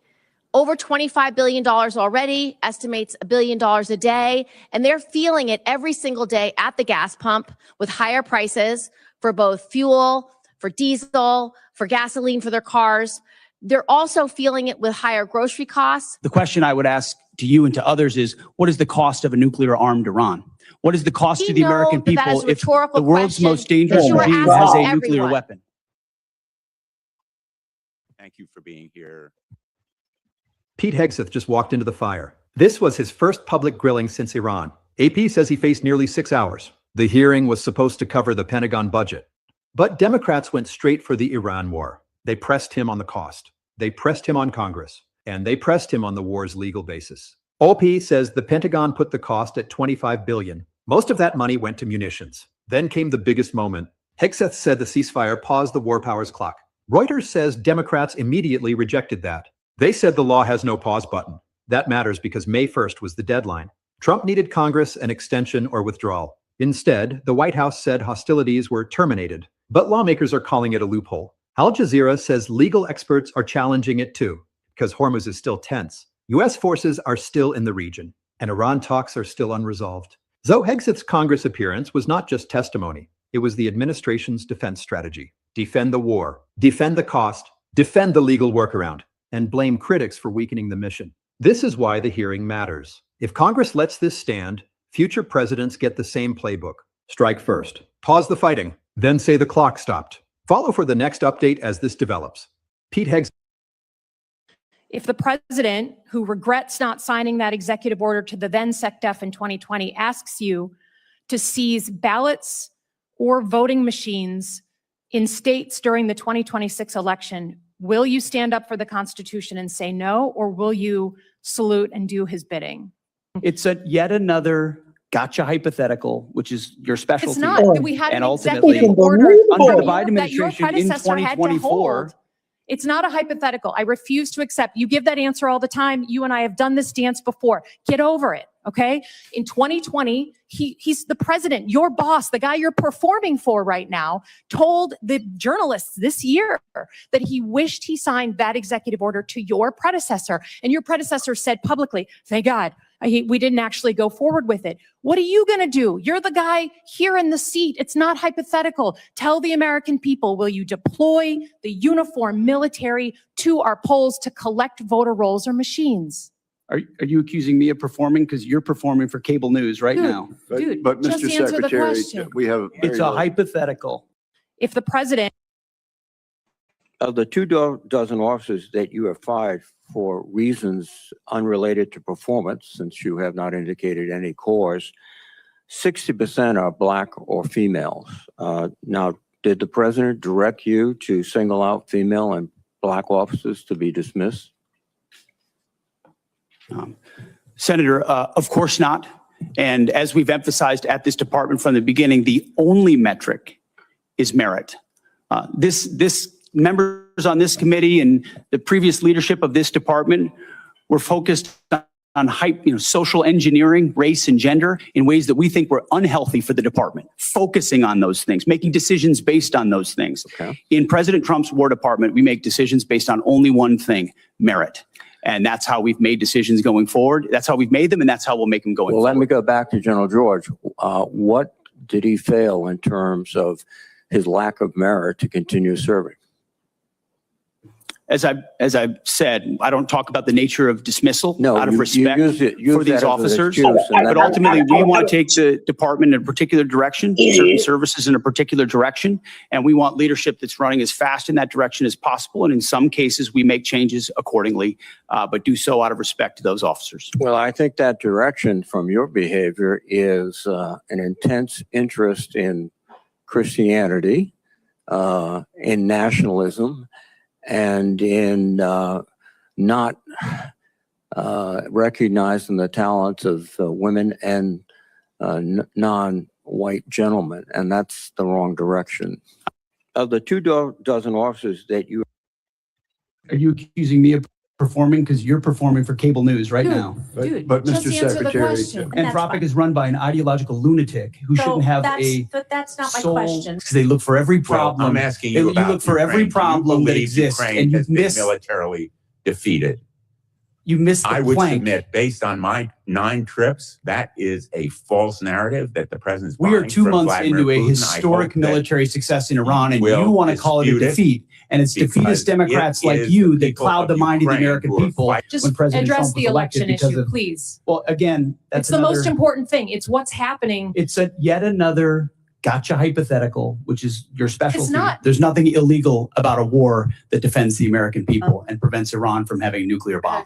You didn't answer the question. The negative nature in which you characterize the incredible and historic effort in Iran is part of the reason, Senator, why the American people view it the way they do. It's why I looked out at our press corps at the Pentagon and called them the Pharisees in the press. Pretty accurate term for folks who don't see the plank in their own eye and always want to see what's wrong with an operation, as opposed to the historic success of preventing Iran from getting a nuclear weapon. So I stand by it.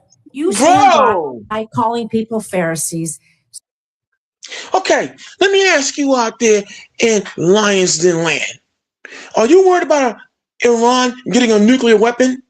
Or are you worried about Pete Hegseth, Donald J. Trump, and all the Republican bunch cutting every social spending program out here in America? See, the Iranians are not doing that. That's your government doing that. All the high prices of food, housing, and the cutting of Section 8 and other benefits that people need, that's your United States government doing that, not Iran and a possible nuclear weapon. See, they don't answer. They can't answer a question with singularity worth a good goddamn at all. And this is the incompetence and stupidity that all you MAGites out there in particular voted into office. Notice he ain't answered every time. Oh, well, what about Joe Biden? Oh, what about this? Come on, man. Iran is not the one wrecking the economy and wrecking we the people. That's this government, this administration right now. Is just a thought. And how about this, again, this is an open discussion. If some of you feel that we here in the Lion's Den are too harsh and we're indicting this government and Pete Hegseth, you're a fearless leader, and all these other Vietnam draft dodging punks. Okay? If you are listening and you happen to be in the Army, Air Force, Navy, Marine, and you're listening to this show, can you come in here and confirm that we're indeed victorious right about now out there? You're welcome to come in. Show us if you think we're wrong, even though we're not. It's speaking for itself. Look at the incompetence and the lies. My God. Continue on, seventh answer.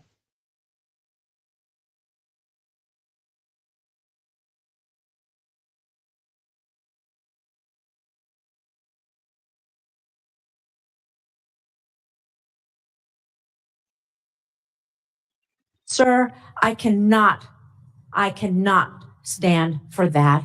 Are you accusing me of performing? Because you're performing for cable news right now. Dude. Defense Secretary Pete Hegseth back in the hot seat on Capitol Hill, quizzed about whether the president can continue the war, which he launched without official congressional approval, a key 60-day deadline expiring today. Some in Congress now saying he needs them on board, but the defense secretary disagreeing.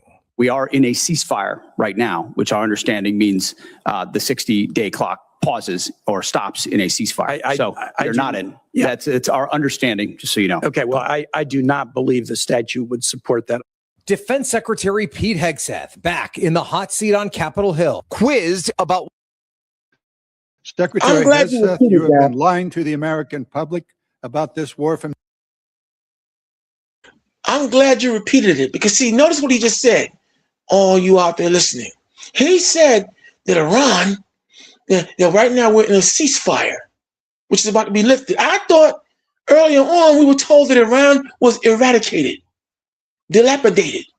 They're no longer functional on any level.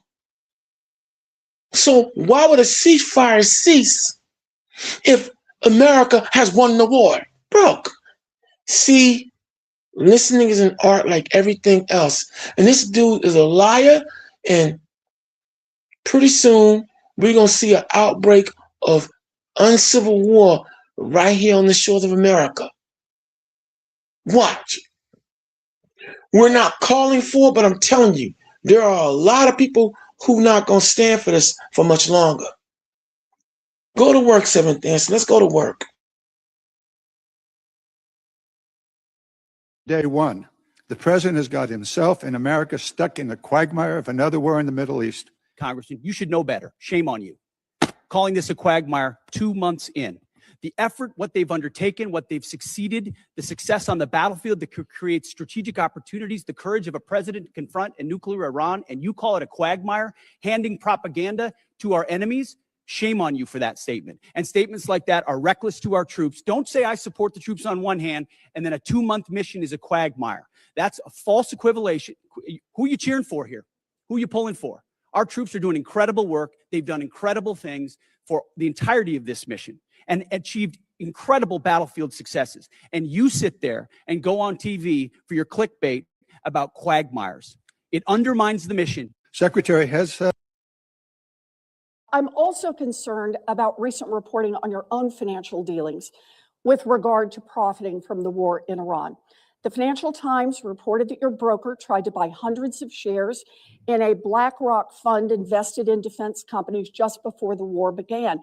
The law clearly prohibits the Secretary. That entire story is false, has been from the beginning, and was made up out of whole cloth. And anybody that looks at it sees how it was worded from the beginning to make it look like I was involved in something I had nothing to do and never have. So any insinuation that I've ever profited other than serving this nation, what I give, what you give, what others give, I'm not looking for money. I don't do it for money. I don't do it for profit. I don't do it for stocks. And that's part of the reason why I'm able to be effective in this job, because no one owns me. No one owns this department. No one owns this president, and we can execute for the American people, and we do. The law clearly prohibits the Secretary of Defense from owning stock. Did you, through your broker at Morgan Stanley or otherwise, seek to invest in any defense-related funds right before Trump started the Iran war? I'll give it to you as a big, fat negative. Then let me ask you a second question. Is your broker getting your personal sign-off on any investment in individual stocks? Bigger. Secretary Hegseth. I'm also concerned about recent reporting on your own. How is this war going? Do you think we're winning? Militarily on the battlefield, it's been an astounding military success. No, but are we winning the war? Absolutely. Okay, so do you call Iran closing the Strait of Hormuz winning? Well, I would say the blockade that we hold that doesn't allow anything to come in or out of Iranian ports. Which Okay, is so always we've blockaded their portfolio to blockade. So use. they blockaded us, and then we blockaded their blockade. That's like saying, tag, you're it. Or, you know, if President Madison had said, well, the British just burned down Washington, but don't worry, we're going to burn it down as well. How is this war going? Do you think we're winning? When you texted the launch time for F-18s going into combat over enemy territory facing anti-aircraft missiles on an unclassified signal chat, did that launch time come from Central Command, yes or no? I know what you're referring to, and there were no It's a very simple targets or question. Did it come from? locations It's a very or- simple question. Did it come from Central Command? Well, in this committee, no way in which I communicate or what I communicate on a successful strike is something that I would share. So you can't even identify the combatant command under which this operation occurred? Well, everybody knows the. Okay, so everyone knows it's Central Command. So when Central Command sent you this information, did they send it on a classified system or an unclassified system? Well, as you know, having served yourself, any way that the Secretary of Defense communicates or provides information in and of itself is classified and not to be discussed. So what was the classification marking of the launch time when it was sent to you? Because DoD regulations require information on classified systems to be marked. What was the classification mark time? Yeah, what was the classification marking? Because Again, DoD classifications of any information in an ongoing operation that was successful are not things that would be disclosed in a public forum. But you can very well disclose whether or not it was classified. It's not classified to disclose whether or not it was classified. And in fact, DoD regulations state that any classified information has to be labeled with its classification. Was it classified secret or top secret? What's not classified is that it was an incredibly successful mission against the Houthis. Okay, so it was classified. So are you trying to say that the information was unclassified? I'm not Okay, trying to that's say what anything. I thought. You're not saying that. So you took classified information from Central Command that had a classification marking on it because that's what's required by DoD regulations, and you put it on an unclassified system. So we're going to get a report in a few days from the DoD Inspector General. And if the DoD Inspector General finds what is pretty obvious, both to you smiling there in the witness seat and to all of us up here, that the information was in fact classified, do you plan to take any accountability for that? As I pointed out at the time. You said that accountability is back. Does that not apply to you? As I said at the time, Congressman, there were no names, targets, locations, units, routes, sources, methods, no classified information. Okay, so if it comes back that it is classified, will you take accountability or not? You've already admitted that it was classified because everything you get from CENTCOM is classified. You just explained that to me. That's how you justified not answering the question. Not what I said. I didn't confirm any classification or. Okay, so if it is what I know confirmed, is that will you take everything I accountability? share, everything I talk about, Mr. as Secretary, does of Defense accountability apply to you or not? is classified whether I talk or not. Does it apply to you or not? Does what apply to me or not? Accountability. You said accountability is back at the Secretary. And you know what? The Houthis were held accountable for shooting at our. I'm just asking if it applies very to you. successfully. I'm not asking about the Previous Houthis. administration let our ships get shot at, and nothing was done about it. And thankfully, because of the skill and courage of our troops on I'm the just battlefield, asking about we I actually reclaim my put them time. in a place I reclaim my time. called for a ceasefire. I reclaim my time. When you said we will give them no quarter, no mercy. In order for no quarter or no survivors is a war crime under the Geneva Conventions. You understand that's murder. Do you stand by that statement? The Department of War fights to win, and we ensure that our warfighters have the rules of engagement necessary to be as effective Okay, so as just to humanly be clear, possible. you which called they are. Democratic members of Congress to be tried for sedition for reminding our troops to follow the law. But when you tell them to commit a war crime, you stand by yourself. Do you believe that the Secretary of Defense is guilty of war crimes? Absolutely. You said we will give them no quarter, no mercy. In order for no quarter or no survivors is a war crime under the Geneva Conventions. You understand that's murder. Do you stand by that statement? The Department of War fights to win, and we ensure that our warfighters have the rules of engagement necessary to be as effective Okay, so as just to humanly be clear, possible. you which called they are. Democratic members of Congress to be tried for sedition for reminding our troops to follow the law. But when you tell them to commit a war crime, you stand by yourself. Do you believe that the Secretary of Defense is guilty of war crimes? Absolutely. You said we will give them no quarter, no. Did you advise the president that we should attack Iran? We were, first of all, in this position in the cabinet, we never talk about what we would advise the president to do or Well, not. do you think the president or you deserve more? I've been in every meeting. I understand with that, the Mr. chairman and Secretary. everybody else as those Secretary, critical I'm asking the decisions were questions. made, and he got every perspective possible when it came. I'm just asking what your perspective is. Are you afraid to take ownership of this? Do you think it was a good idea or not? As I've consulted the president, do I think it's a good idea to confront a nuclear bomb To start this in the war. hands of the? Imagine what the world would look like right now if Iran had a nuclear weapon. Okay, so let's Just imagine. Which, by the way, if every they other, had one, every which the previous Obama deal was administration, going to allow them to do. including the first Trump administration, They had one. prevented them from having a nuclear weapon. So, listen, how is this war going? Do you think we're winning? Militarily on the battlefield, it's been an astounding military success. No, but are we winning the war? Absolutely. Okay, so do you call Iran closing the Strait of Hormuz winning? Well, I would say the blockade that we hold that doesn't allow anything to come in or out of Iranian ports. which Okay, is so always in our we've blockaded portfolio their to blockade. So use. they blockaded us, and then we blockaded their blockade. That's like saying, "Tag, you're it." Or if President Madison had said, "Well, the British just burned down Washington, but don't worry, we're going to burn it down as well."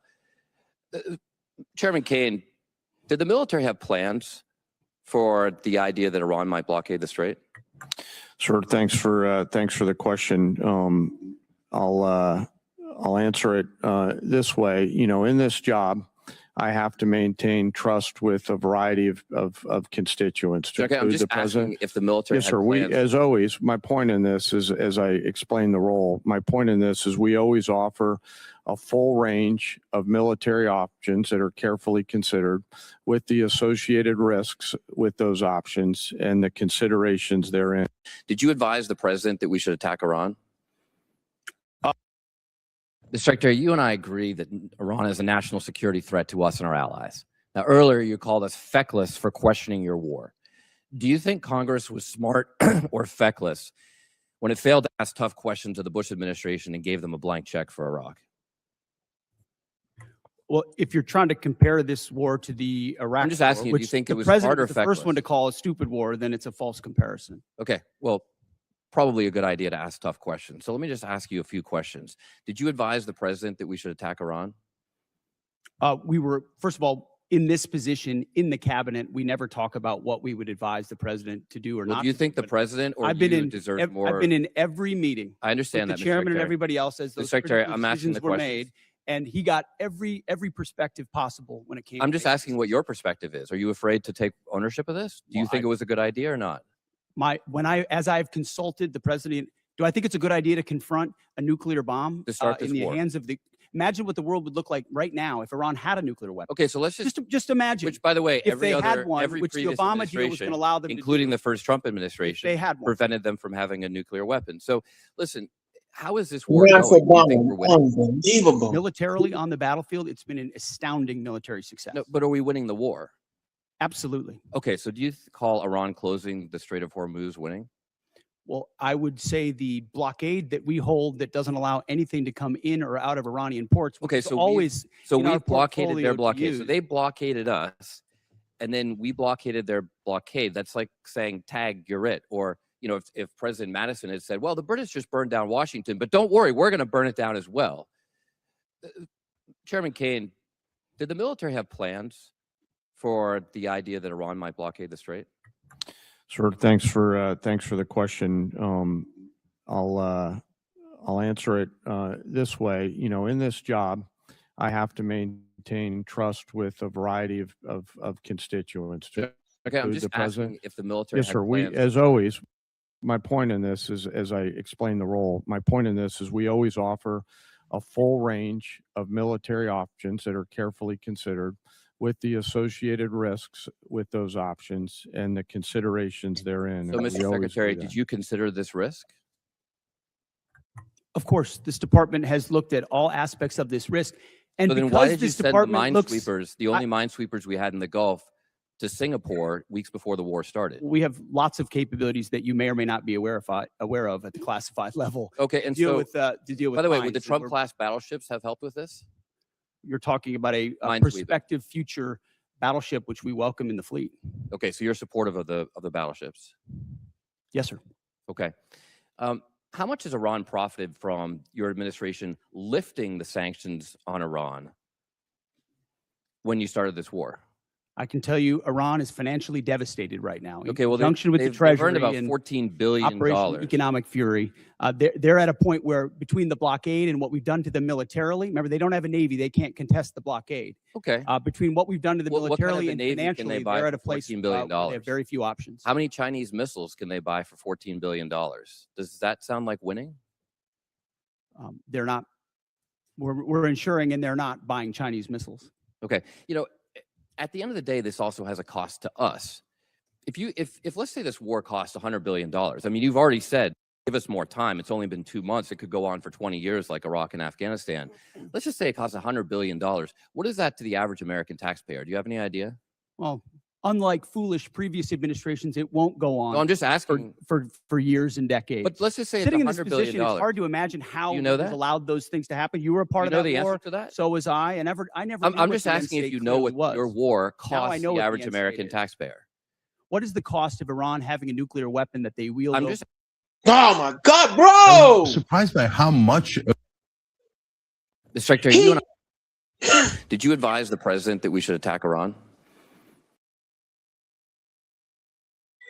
See, I hope you all out there are paying attention how the seventh answer is repeating certain talking points. There's two rudiments to learning, repetition and rhyme. See, by repeating, you're hearing for yourself. Points that we talked about, they're lying, his incompetency, and now you're hearing it for yourself. For those of you who are just tuning in, this is an open conversation, an open mic. You're more than, if you want to come here on the dais and have a discussion with us, you're more than welcome to join us. Or if you're just content on listening, that's fine too. But the bottom line is listen to the lies, people. Listen to the fact he can't answer the monumental question. We're not caring about a nuclear bomb or whatever Iran is holding. We're looking at how you, Pete Hegseth, and the Republican bunch are cutting the legs off we the people here in America. See, he can't answer that question. They can't answer that question worth a damn. And this is your fearless leaders, y'all. And for all y'all MAGAs out there, how you like your MAGA leaders now? Look, boy, I know y'all feeling real stupid right about now. Anyway, and this is what you jumped down here for Israel, and this is what you get. This is what we're getting. He can't answer a question straight if his life depended on it, which it does right about now. But anyway, as the conversation continues, talking about what's on your mind, continue on, seventh answer, continue on. Mr. Secretary, you and I agree that I was surprised by how much of Iran's military still exists. I halfway bought into the hype about how they were all destroyed. It turns out that's not remotely true. So let's give you the facts. So NBC cited several sources for their reporting here, including 3 anonymous U.S. officials, 2 anonymous GOP congressional aides, and 1 anonymous person familiar with the damage. All you need to do is pay attention to former military generals who were rejected by the Trump administration for his new administration in the second term, and you'll know the extent of the damage. You don't need to rely on anonymous sources.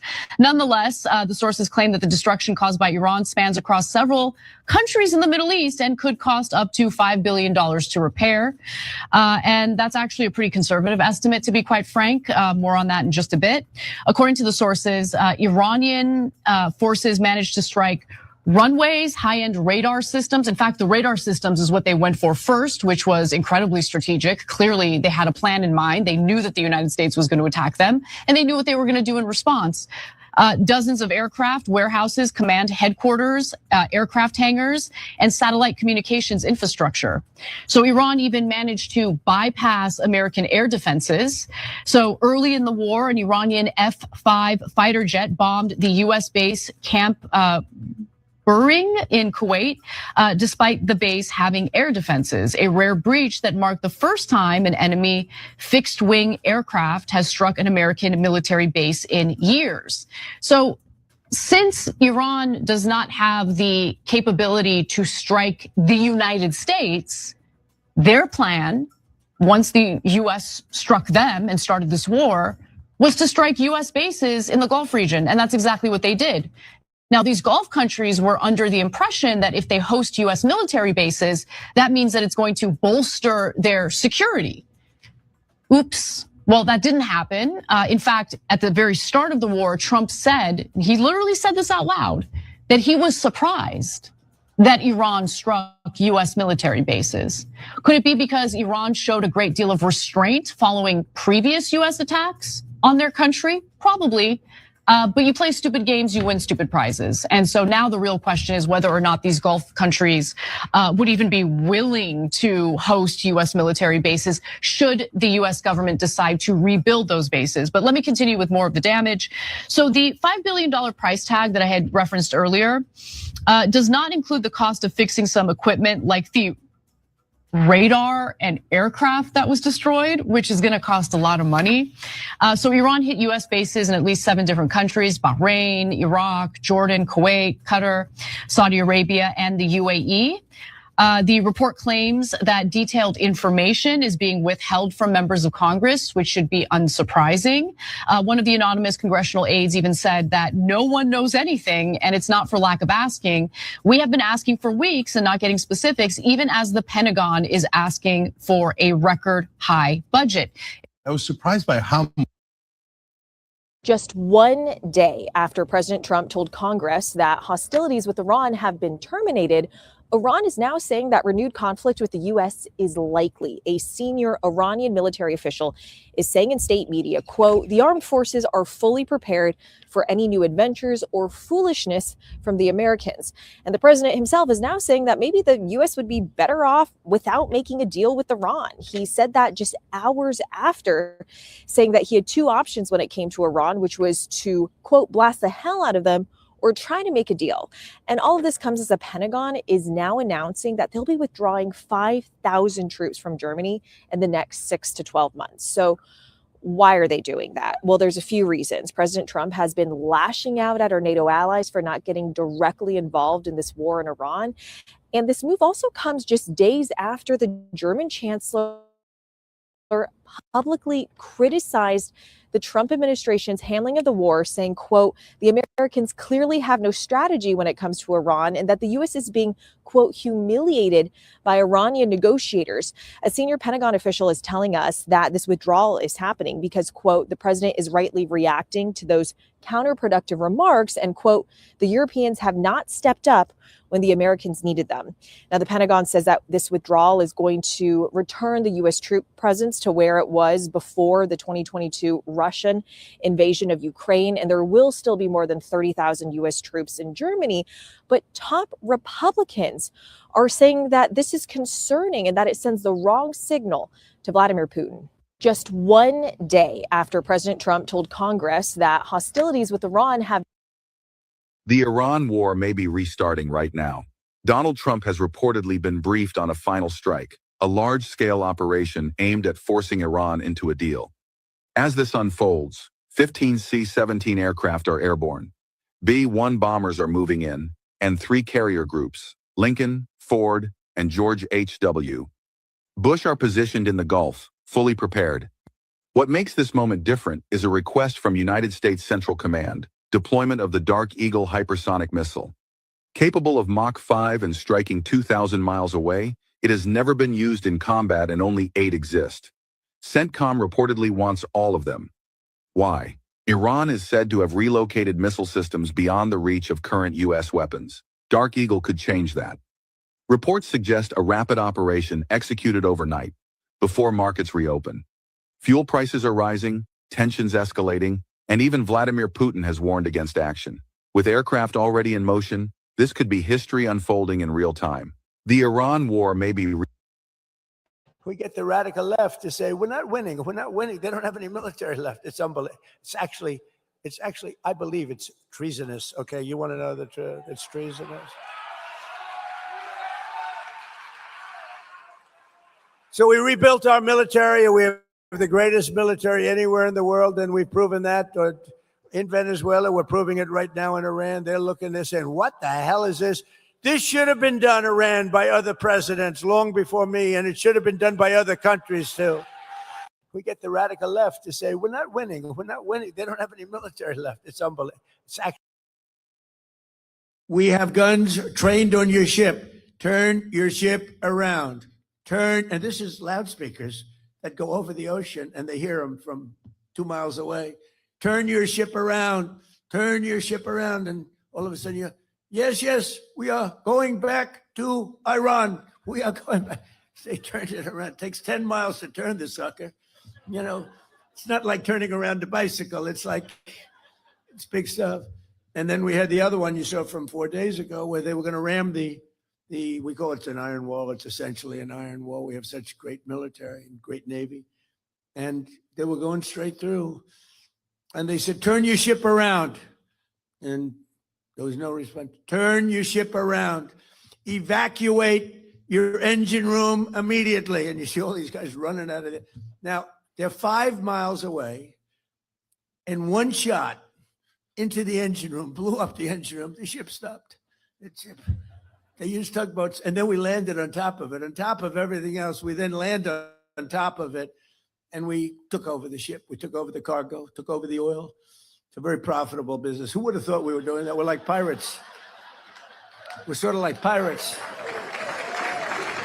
But we're not playing games because, for 47 years, Iran has been pushing everybody around. They're the bully of the Middle East. They've been scaring everybody, Israel and Qatar, Saudi Arabia, UAE, Bahrain, Kuwait, all of them. They're all, it was the bully of the Middle East. I understand it.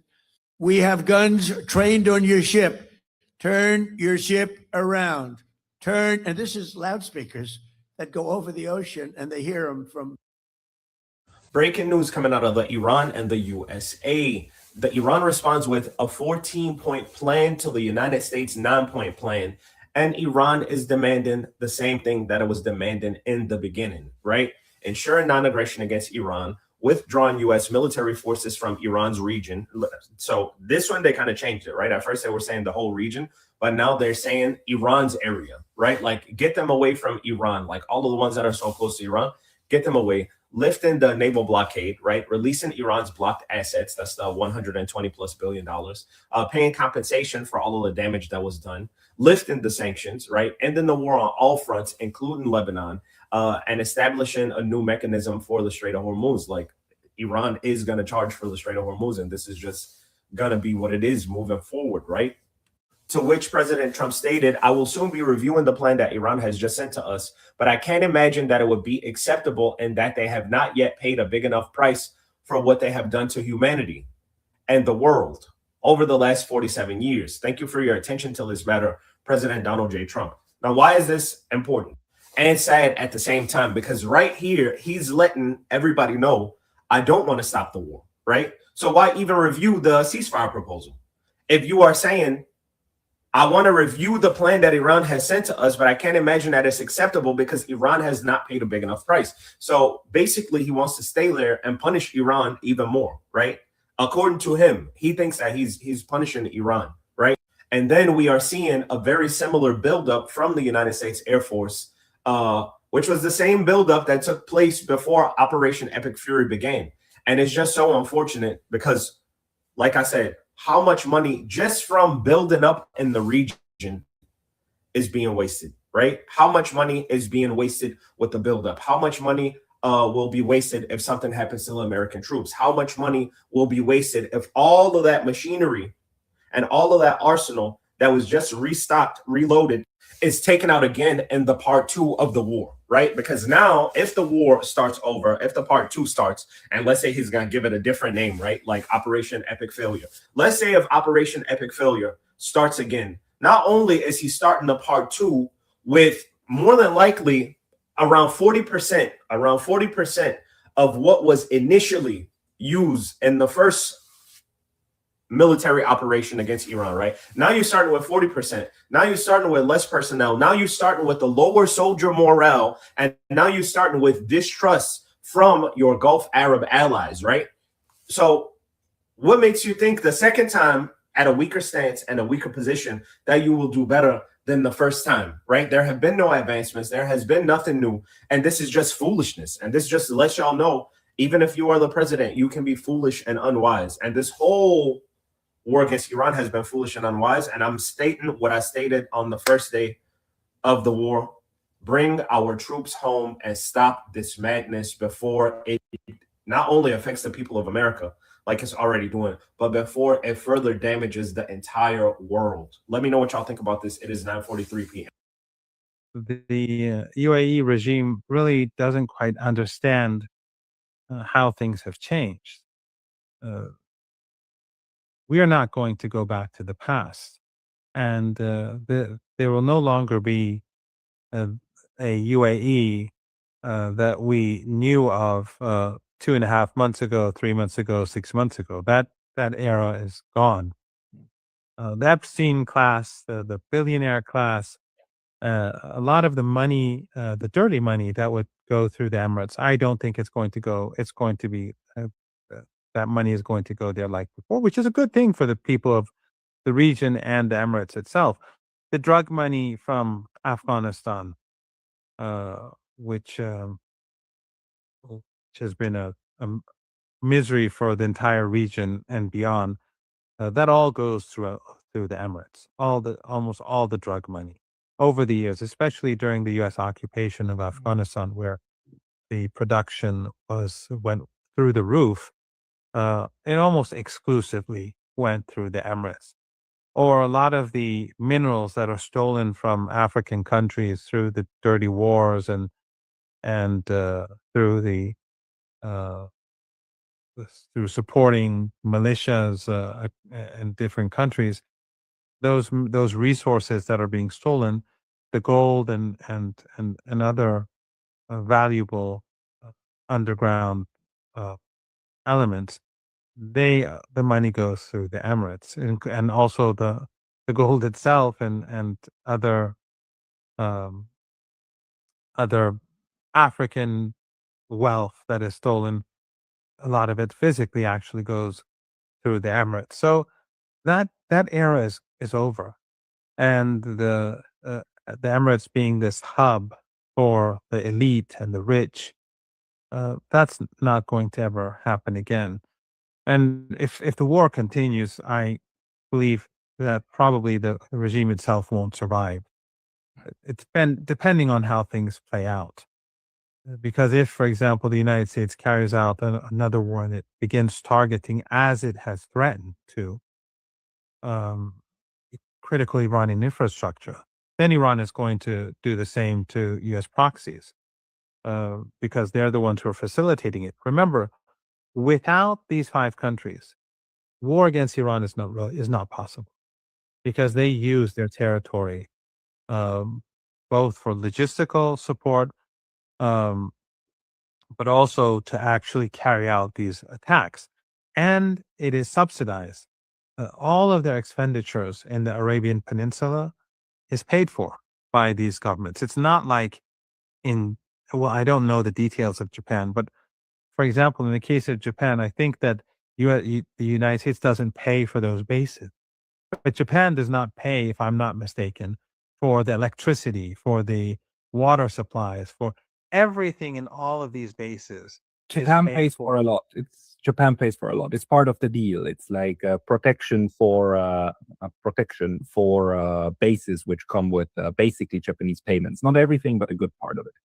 Well, everything is paid for by these countries. Everything. And so the Americans are basically waging this war to a large extent through the funding of these countries. So it's not only just their territory, but it's their wealth that's being used to.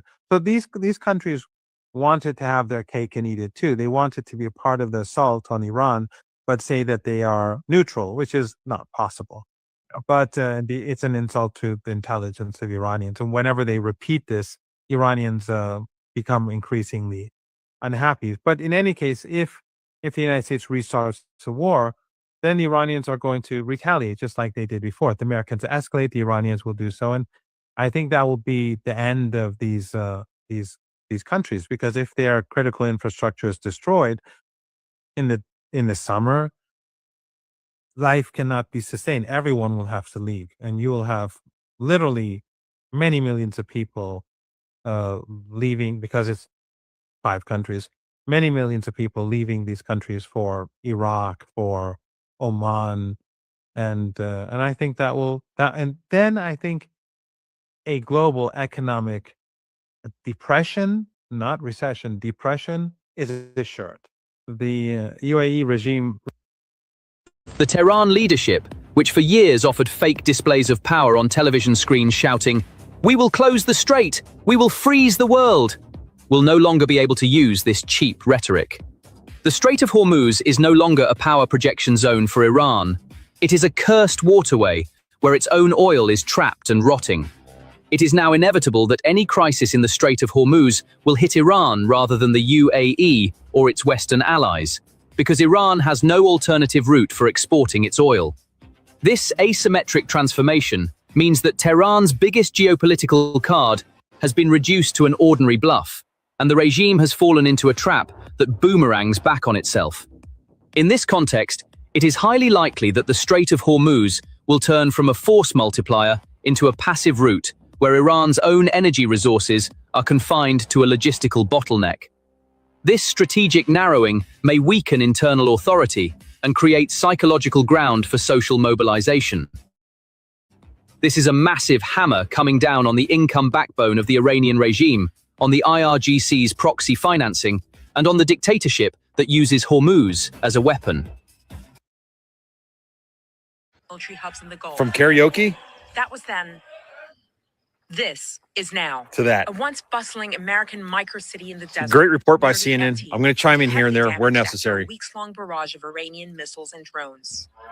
One of many U.S. military facilities in the oil-rich Arabian Peninsula. Trump administration has been trying to hide how bad it even is. As the U.S. and Israel how hard we pummeled got the hit. Islamic Republic's large arsenal. So what impact have Iran's strikes had on 16 America's bases, footprint 8 in the countries. Middle East? We basically got A chased out of the CNN Middle East. investigation found evidence of unprecedented destruction. We can reveal that strikes damaged at least 16 U.S. installations across 8 countries. According to our analysis and sourcing, that's the majority of American military positions in the region, and some of them are virtually unusable now. All the important A ones. U.S. source familiar Watch with the situation how told us accurate they that weren't they'd hitting the never high-value seen targets. anything like this at American bases, that these were rapid, targeted Good strikes job, Pete using Hegseth. advanced technology. Way to go. Iran's main Warfighter. targets? Multi-million-dollar aircraft, like this Boeing E-3 We have like 12 to which gave 14 the U.S. a in huge the amount world. of visibility over the Gulf. It's out of production. Of course. And in today's money, it's worth nearly $500 million. Critical communications equipment. Look at these giant golf balls. Watch them flatten They're like known as pretty much all of them. radomes, and they protect satellite dishes vital for data transmission. In this space alone, Look at Iran that. destroyed all but one of the radomes less than a Just month wow. into the war. And crucially, radar systems. Highly sophisticated, expensive, difficult to replace, 5 and years to critical replace. to air defense. A second U.S. source, this one a congressional aide familiar with damage assessments, described these as the most cost-effective of the targets. Billions of dollars Our to radar replace. systems, they said, are our most expensive and our most limited resource. Some of these we have like 10 For in the U.S. whole in the allies whole in the world. region, there's a dilemma. In some ways, Iran's show of force makes the U.S.'s presence in the region even more necessary to Gulf security. But there's And a now- reality here. Not necessary for us. US military We shouldn't even be there. installations, previously seen as formidable fortresses, have turned into sitting targets. Basically, we become a As Saudi dartboard. source told me, the war has shown Okay. Saudi Arabia. I don't care what Saudi Arabia that's wants, all the right? US's These Gulf states, they're not longstanding Arab democracies. ally, that the They alliance they with the US bribe our cannot leaders be or exclusive, and it is elected not, officials in like their Trump, words, Kushner, and Wickoff. And frankly, To get a sense they're of just pariah how states as far as I'm vulnerable concerned. US facilities have become, So have a look at this. they can It's the deal with war this room by at themselves, in my Qatar's El opinion. Udeid Air Base. Just get the hell out of the The Middle theater East. command and control hub for US air power across 21 nations.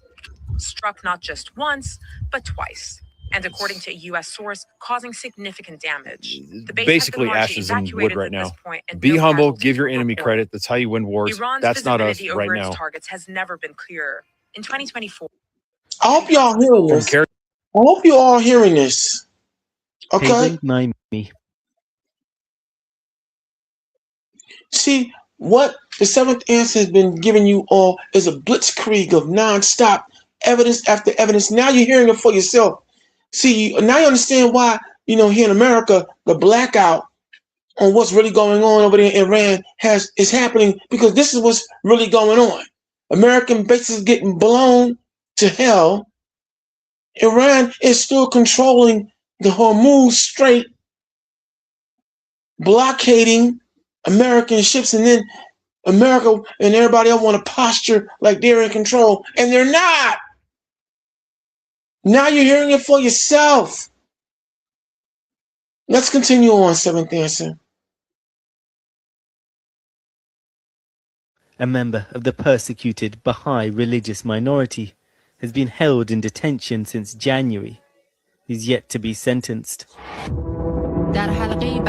But another state TV report claims he used parties to recruit others into a network described as a terrorist group, supposedly fomenting violence during the protests. The family obviously tried to follow up. We spoke to one of Pavan's cousins living outside Iran. He was denied food and water.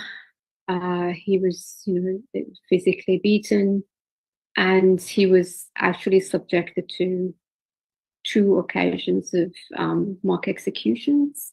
So basically, it means that they put the noose around his neck, so making him believe that he's about to die, to be executed. What's it like for you as a relative, knowing that's what he's been through and is still going through? It feels horrible, and there is not much we can do other than trying to be their voice, and that's what I'm doing. If convicted, Pavan could face the death penalty. More than 40 protesters have already been sentenced to death. Before his arrest, Pavan's passion was working with animals. Now he's amongst the hundreds of detainees at risk of receiving the death penalty. Pavan is a very sort of gentle, kind, young man who just like everyone else, just wants that ordinary life and to be able to live freely in his own country. The fate of protesters like Pavan was once the focus of so much international attention.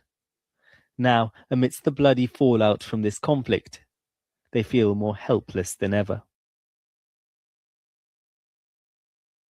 It's been 60 days since President Trump informed Congress that the U.S. was engaged in hostilities with Iran, and that creates a deadline for the president and for Congress.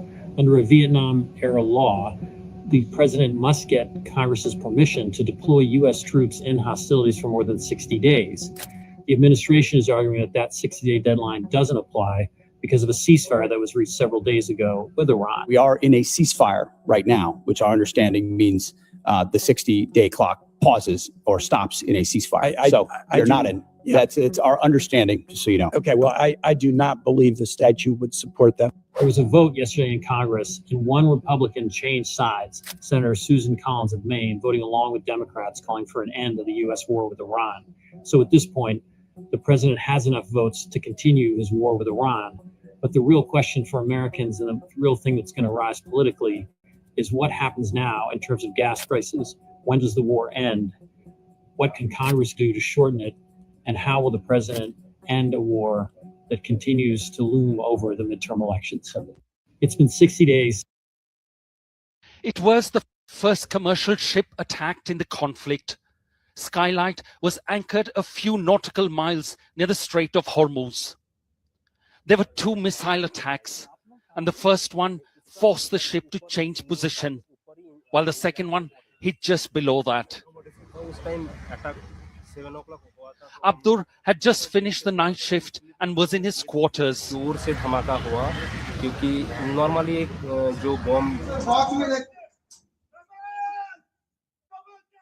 There was panic all around and a desperate attempt to rescue those stuck on the bridge. There were 10 Indians and 12 Iranians on the ship. Calls to the captain went unanswered. He and another sailor are reported to have died in the attack. Abdur and the crew moved to the other end of the ship for safety. 23-year-old Bikram says we all ran forward. Situation देख रहे क्या हुआ फिर एक एक करके वो diesel tank blast हो रहा है हाँ सिप तरफ पीछे की तरफ लिस्ट भी हो रहा था हाँ हम लोग भी उस टाइम पैनिक हो गए क्या करूं फिर दूर से देखा एक नेवी का ओमान का नेवी का बोट या आर्मी का कुछ बोट आ रहा है स्पीड बोट तो वो भी दूर से देख रहा था हमको कम 5 से 10 मिनट तक देख रहा है मतलब वो भी डाउट में है हम लोग का जो ऑयल टैंकर था तो अभी फुल है कि एम्प्टी है उसको भी समझ में नहीं आ रहा है उस time. The aftermath shows the scale of the attack. Gaping holes on the side of the ship. Their visit a day later shows the destruction of the bridge and the quarters where the crew lived, all singed to ashes. This was my room. All's been destroyed, he says. It's almost 2 months. They're still waiting for compensation and seek help from a seafarers union in Kolkata. Government should give the compensation. Why only the companies? So we are fighting for that, and for this, they will not get the justice. We will go to the court also. We'll fight in the court also. Yeah. See, it's been a lucky escape for Abdur and Bikram, but there are still thousands of seamen stranded in the Persian Gulf as the blockade of the Strait of Hormuz is in place and much uncertainty. हाँ, हम लोग को second line मिला.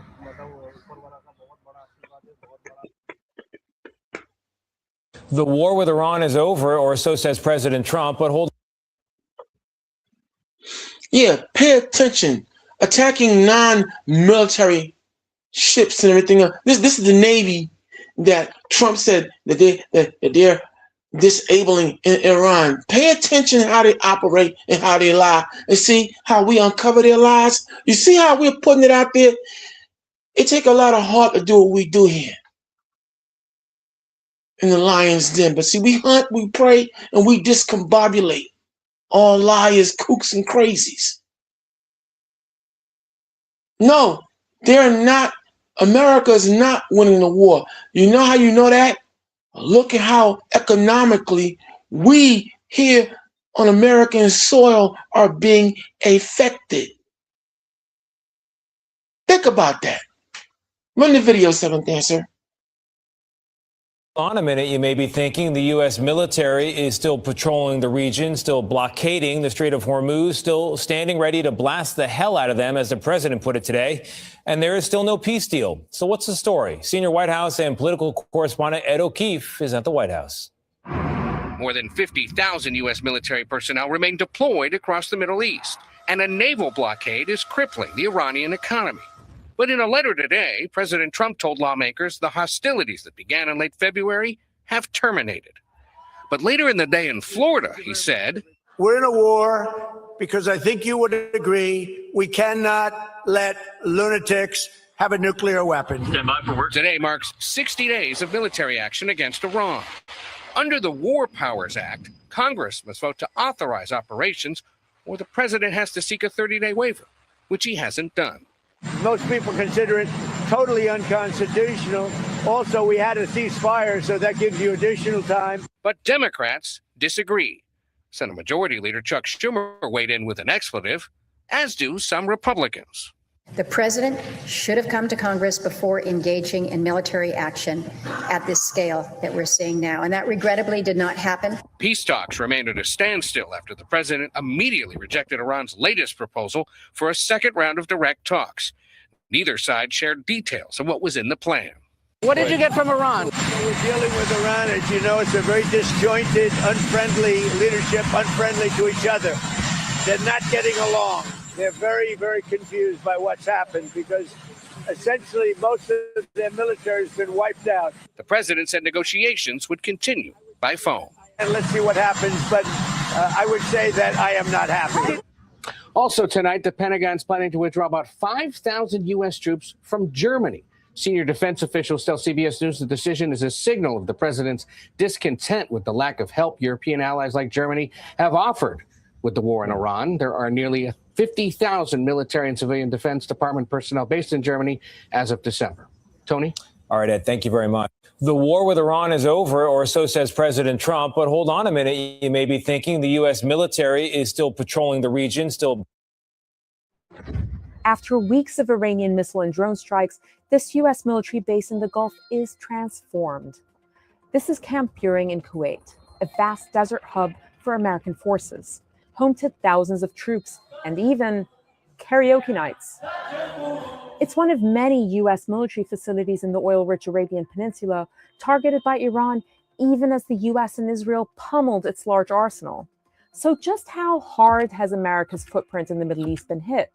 A CNN investigation found evidence of unprecedented destruction.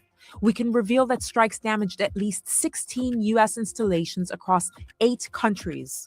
According to our analysis and sourcing, that's the majority of American military positions in the region, and some of them are virtually unusable now. Iran's targets? Multi-million-dollar aircraft like this, Boeing E-3 Century, which gave the U.S. a huge amount of visibility over the Gulf. It's out of production, and in today's money, it's worth nearly $500 million. Also, critical communications equipment, and crucially, radar systems, highly sophisticated, expensive, difficult to replace, and central to air defense. One U.S. source familiar with the damaged facilities told us that the scale of the hits was massive compared to what forces faced in Iraq and Afghanistan. According to the Pentagon, the U.S. evacuated more than 90% of Americans from U.S. positions. And experts say the war has created a dilemma.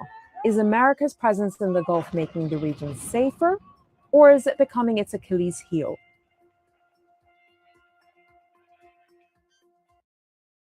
How is this war going? Do you think we're winning? Militarily on the battlefield, it's been an astounding military success. No, but are we winning the war? Absolutely. Okay, so do you call Iran closing the Strait of Hormuz winning? Well, I would say the blockade that we hold that doesn't allow anything to come in or out of Iranian ports. Okay, so always we blockaded their blockade. So they blockaded us, and then we blockaded their blockade. That's like saying, tag, you're it. Or, you know, if President Madison had said, well, the British just burned down Washington. The Israeli leaders must understand that their crimes will not go unpunished. The path to re-escalation is clear. Israel must immediately stop its attacks on Gaza and Lebanon. Without the ceasefire in Gaza, there would be no guarantee of peace in the region. The Security Council must act now to halt Israel's war and enforce an immediate ceasefire, and by that, to save innocent lives. If not, the region risks full-scale conflict, and history will hold Israel's enablers, especially the United States, responsible. Iran stands firmly with the government and the people of Lebanon. Iran has already shown tremendous patience and restraint for the sake of regional peace and stability. Iran firmly upholds its inherent right to defend its vital interests. And finally, Iran will not remain indifferent in case of a full-scale war in Lebanon. We stand with the people of Lebanon with all means. Thank you very much. Now, did you hear that? Now you know who behind all this. Israel. You heard what the dude said? The Israeli leaders must understand. You hear what he's saying? You see how the truth always comes out? You see why you need the lion's den? You need the seventh answer. You need me, Darkstorm, to be on our job. Now you're hearing who is indeed the culprit behind this whole war. Israel. Go ahead, seventh answer. Go ahead. Accused by some governments and analysts. It's for itself, and it is completely able to defend itself and to defend Lebanon and Lebanese people. Mr. Minister, thank you very much. For the sake of regional peace and stability, Iran firmly upholds its inherent right to defend its vital interests. And finally, Iran will not remain indifferent in case of a full-scale war in Lebanon. We stand with the people of Lebanon with all means. Thank you very much. So Hezbollah asked for your help militarily to use your force side by side with Hezbollah. Your answer was not. Now we're at different negotiation. Do you mean negotiation about nuclear deal? And the second question, would you ask also for Hezbollah to lower down its attack on Israel? Hezbollah decides for itself, and it is completely able to defend itself and to defend Lebanon and Lebanese people. Mr. Minister, thank you very much. Edith Lederer from the Associated Press. Iran has been accused by some governments and analysts of fueling this conflict between Israel and Lebanon by supplying Hezbollah with advanced weapons. How do you respond to that charge against your country? We have always said that we support Hezbollah in its just cause to defend Lebanon and its people against the atrocities of Israel and against its occupation. Yes. Tom Bateman from the BBC. You've called for the maintenance of international law here, but Hezbollah is south of the Litani River. It stockpiles weapons. This is all in breach of Resolution 1701. Do you call on Hezbollah to stick by UN Security Council resolutions and international law? No, Hezbollah has done nothing to violate the resolution. The resolution prevents any manifestation of military presence, which has not happened by Israel. And thank you so much. There's some trickery going on in here. And do you think that people who are here in this country illegally, meaning they either entered illegally or overstayed a visa, should be deported? Yes, simple yes or no. The rule of law, yes. Mr. Ellison? If they have a pending asylum petition, I think it should be heard.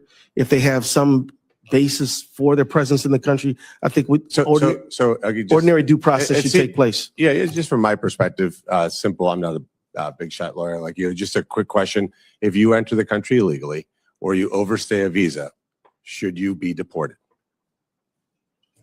My simple answer is, sir, it depends. Okay, so if somebody breaks into your home, should they be arrested for breaking and entering, or does it depend? It's an entirely different scenario. How's that? Because immigration is essentially a civil, and the breaking into my home is a criminal matter. Oh, okay, gotcha. So if there's laws that should be enforced, so we shouldn't enforce civil violations? We absolutely should enforce them. But you just said that it's a civil matter, so it's different. So if somebody you enforce civil matters. So if somebody commits a civil infraction, it shouldn't be enforced? It should be. Okay, so they should be deported. No, they should have due process that is associated with their petition. So Okay, for example, so the act of entering the country illegally, you think we should say, well, did you really do it or not do it? It's pretty obvious that they did, right? well, I mean, it would depend on the facts of the situation. And then they might say, I just gave you the facts. They Right, but- entered the country without permission. but Senator, what if they had a good faith basis to say they would be persecuted in their home country and subjected to real oppression there. Under international law, there are provisions for them to make a case. That's a phenomenal point. Mexico and Canada, do you consider those to be safe countries or no? Generally I do, but there are certain generally you do? Well, I mean, I would just say this. You border Canada. Don't insult your neighbors to the north. No, I love my neighbors to the north. Well, so is it a generally safe country? Generally, yes. So then somebody seeking asylum could certainly be safe in Canada and Mexico, no? Now, so like if somebody, we do know that in Mexico, which is another country I truly admire and think it's a wonderful country, but there have been cases of persecution, people who have legitimate So fear. people aren't safe in Mexico? Refugees cannot be safe in Mexico? Some might not be. And I think, and what I'm saying, maybe Senator, we shouldn't have a free trade agreement with them then. I didn't say that, but what I would say, Senator, is that we should hear their petition. We should at least hear it out. We should say, is there a well-founded and legitimate fear of persecution in your home country? That can't happen in Mexico? Well, I think that she should just follow the international protocols that existed. And It is, which is that you seek asylum in your nearest country that you are seeking asylum in. But it sounds to me that your answer is no. Mr. Snell? Senator, if I were to answer yes or no, it would be misleading. And I think ultimately it does boil down to due process. It actually is pretty staggering that the easiest question that I could possibly ask is confusing for the two of you. I mean, that's decently disgusting. And I'm going to tell you why from my perspective. I wasn't born in this country. My mom and dad had to follow the rules to bring me and my 6 siblings into the United States. And I find it disgusting that the two of you guys want to reward people who skip the line, pay drug cartel members to smuggle them across the border, are coached to say exactly the right words when they hit Border Patrol. And by the way, the people who do that, the people who are from my neck of the woods, from South and Latin America, get abused, get raped, get held at gunpoint because people like you say, oh, it's okay, maybe we'll allow them into the country. Well, now, I want you guys to see something, okay? You come here to prove that I'm a fucking faggot, that I like your fucking nigger face? That's what you come here for? I don't like black guys. I don't like Indians. I like white guys. Erika, get your fucking nasty phone out of my fucking face. Get your phone out of my face. Next time, don't be racist for no reason, yeah? Here, I know why you're coming here because you like kidnapping fucking little girls with your fucking black ass face. You like kidnapping girls. You like kidnapping girls? How? I'm just trying to get a Subway order. No, I know what you're doing. You're not lying to me. Okay, cool. I've come into Subway. All I want is Subway. No, you don't come here for that. I know what you're doing. You're being dishonest. You're being dishonest. Go to church and pray. What did I even do? You are dishonest. You like kidnapping girls into America? And get your fucking nasty phone out of my fucking face. Get your phone out of my face. Get your phone out. Oh shit! Oh! Listen. Your race. Yo! Akana, she's gone mad. Yo! Bro, I walked in, yeah? I literally came in to order Subway, and she's just been racist for no reason. Can you tell me, you said you don't like black people, you don't like Indians. What did I do? Yeah, she's lost her mind. I'll be real. She lost it. Get out! Get out! When I came in, yeah, I literally said I wanted to order, and I asked, she looked sad. I was like, are you okay? Guys, this is the other side of America that they don't tell you about. Why can I not order a Subway? Get out! Dude. Why? Just go home, dog. What do you mean go home? Why can I not order a Subway? I walked in and she said I'm a thief. Oh my days! I dare you! I dare you! Ah! Oh shit! And then cooked one more time. And then can I have the cooked one more time? Welcome. When you're racist, you get worked. So basically trying to Yeah. I'm not paying because you're racist. Okay, no. Yeah. So, racist people, you get worked. Yeah. No, don't cry. Don't cry. Don't cry now. Don't cry now. Get that. When you're racist, I'll make sure I work you. I wanted to order food, and she didn't let me order food. I came back now. You work for no reason. No racism is allowed. Next time, don't be racist for no reason, yeah? Please. It's not good. Yeah? Listen. Leave me alone. Leave me alone. I'm gonna leave her alone now. But I didn't feel happy when she was racist to me for no reason. I came in here and I wanted to order my food. She called me a nigger and she said that I kidnap kids.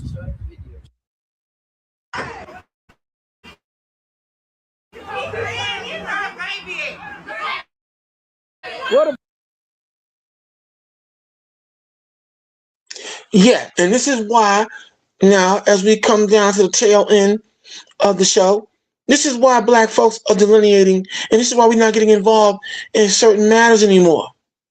All right, but see, what we just shown you is overwhelming evidence, facts on the lies this government continues to tell. Matter of fact, let's see who's talking. We had Baby London who says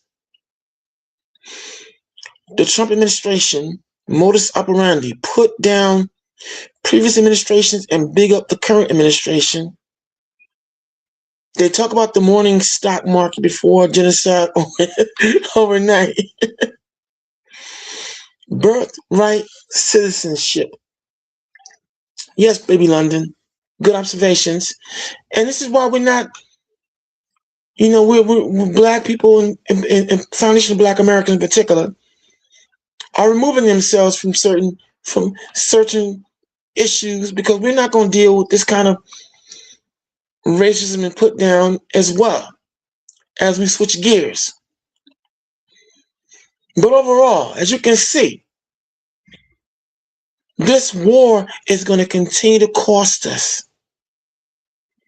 This ceasefire, you're going to see that America is not winning the war. It should be quite evident anyway. But with the evidence that we provided non-stop throughout this presentation, now you understand why we're on our job and we do what we do. Now you understand why liars, kooks, and crazies don't like shows like The Lion's Den. Because we are just destroying all liars and destroying and revealing everything. And the Lord said we're supposed to do. But now you out there in Lion's Den land, all you have a choice to make now. Because make no mistakes, you better believe the draft is going to be reenacted as more American lives are going to be lost. And before long, we're going to see an outbreak right here on American soil. Now, we don't advocate for it. We're not calling for it. We're just giving you a prognostication of what's coming. All this continual lying, cutting off monies, cutting programs, continue to move the goalpost for Israel. Nah, It's going to be brought to a stop. All right? Now, for those of you who are just tuning in, again, this is The Lion's Den. And we're your hosts, the Seventh Answer Lady Karima, and I am Dark Storm. And this has been an open discussion or an attempted open discussion. I see some of y'all are still camera shy or discussion shy, but we let the record show that we did make an effort to have a open discussion if you want to come in and talk with us. But irregardless though, we go so hard in the paint, some of you just can't help but be compelled to listen. And we get that. As we continue on, we're going to run one more video, and then we're going to move to close out. Take it away, Seventh Answer. Take it away. Palm Beach Pete, uploaded a recent video that may prove that he is Jeff. Take a look at this viral video. Tell me what you see, because this is just weird. Everybody's Palm Beach Beach. Listen to Where am I this. now? I'm in LA. Vegas to LA. Shooting some content. Back to Vegas. Do you guys see More it? Content. Keep it real. Stay alive. You see it? Happy. The most obvious thing is that he's flying on a private jet. Now, he's said roundabout that he may or may not own a private jet. But did you notice the colors on the jet? The paint job. The paint job looks really similar to the one that Jeff had on his plane. Now, Jeff's plane is allegedly out of commission and it's somewhere rotting in a Georgia airfield. And maybe their planes do look similar. Maybe it's a coincidence. Maybe they have similar paint jobs. But then there's this. See anything weird in this picture? Take a look at the reflection in his glasses. Many people say that reflection looks like a child with a backpack. So why is this man who's parading himself around to look like Jeff flying on private jets looking like he's taking children on them? Palm Beach Pete uploaded a recent video that may prove that he is Jeff. Take a look at this viral video. Palm Beach Pete just failed the part of the lie detector test about whether or not he's owned or rented a private island. You've got to hear this. I'm down. All right. Listen to this. Have you ever been or leased a private island? Never. It's a long pause. That's a little bit deceptive there. How? I'm seeing a little bit of deception. That's interesting. So did he? Bahamas can be an island. I've rented a house on Martha's Vineyard. Okay, well, so that could explain that. But that's not an island. That was a house on an island as opposed to renting an island. Is that it? Well, the results are inconclusive. And then they go on to say, like, well, yeah, maybe it's because you rented a house on an island. Maybe that's the confusion. I don't know. It seems like that's something that you would know 100% sure. Just think you would know with the fact that you either haven't rented or bought. New viral leaked emails suggest that he may have gotten a face transplant right before he was unalived, that he may have gotten away, and these two may be the same person, allegedly. Take a look at these emails from the top face transplant surgeon in the world, Eduardo Rodriguez, and they were writing back and forth about getting a face transplant in case things went downhill. And you can see in this email, they're confirming their appointment with him, and this was 1 year before he allegedly left us all. And they had multiple emails back and forth exchanging this information. This wasn't a one-off situation, allegedly. And now, with everybody finding Palm Beach Pete, all of their weird coincidences, like their teeth being the same, allegedly they owned the same jet plane, allegedly. Both lived in New York and Palm Beach at the same time, both Jewish, both look like they're living in the same houses. They look like they're driving the same cars, allegedly. Allegedly, Palm Beach Pete has a twin brother. People are now really questioning, is Jeff actually still with us? And is Palm Beach Pete and Jeff the same person? What do you guys think? Palm Beach Pete accidentally let slip in an interview that he is actually Jeffrey, allegedly. Take a look at what he says and what he does on this interview on accident, allegedly. This is so weird. I realized that that's me. Listen to this. So I'm recognized. I've always been recognized. When he first got arrested, when he was on the New York Post, I guess he died in 19 or 18. So It's coming. When he got arrested, when he came back from Paris and they took him to the correctional facility, I was on the Post. I lived in the city. How does he know all this about him? Circling me around me and giving me double looks. Wait, hold on, wait. In 2019, you're saying you lived You in see New York it? City? Did you see it? Yes. So you've been everywhere he goes. Yes. They're always together. Okay, so when Can I give you a couple examples? How is that? All right. So I was at We all saw the same thing, right? When TMZ was talking to him about being in New York at the same time Palm Beach Pete was, he was doing this, and they were doing it back to him. Palm Beach Pete accidentally let slip in. Newly leaked interviews show that Jeff and Palm Beach Pete may be the same person, allegedly. Take a look at these interviews and let me know what you see and what you hear, because you can't miss it. Listen again. There it is, and his. Did you catch that? Because they both ended up stuttering, but they didn't just stutter. they have the same stutter and the same vocal variation on the fa, which is weird. Listen to this.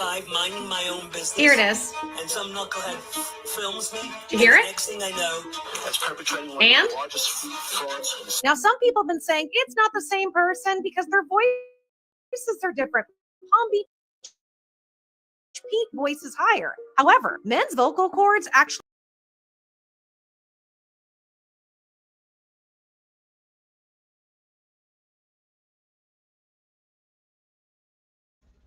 Hey, Babylon Don. What's going on, Goddess Karima? How you doing tonight? We're doing fine. How are you? And what's on your mind? Good, brother. I just wanted to check in with y'all. I was just listening. You know I like this politics thing, though. So that's why I'm listening, though. So what do you think in what you've been hearing? Oh, well, when I had posted birthright citizenship, that's one of the things I tried to introduce on another show earlier. But basically, the birthright citizenship is going to be real important. They claiming it's about immigrants, right? But when they talk about it in law, maybe you could watch the video of birthright citizenship. I seen a good one. But so basically, when they talk about the immigrants, though, they got the immigrants as if they questioning their citizenship. But the birthright citizenship question is going back all the way back to slavery, all the way back to 1866, the Civil Rights Act, right? So they saying like, hey, were slaves citizens?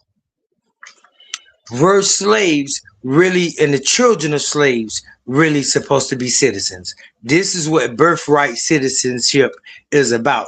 It's about something called jus sanguinis, which means like following the blood of the parent, right?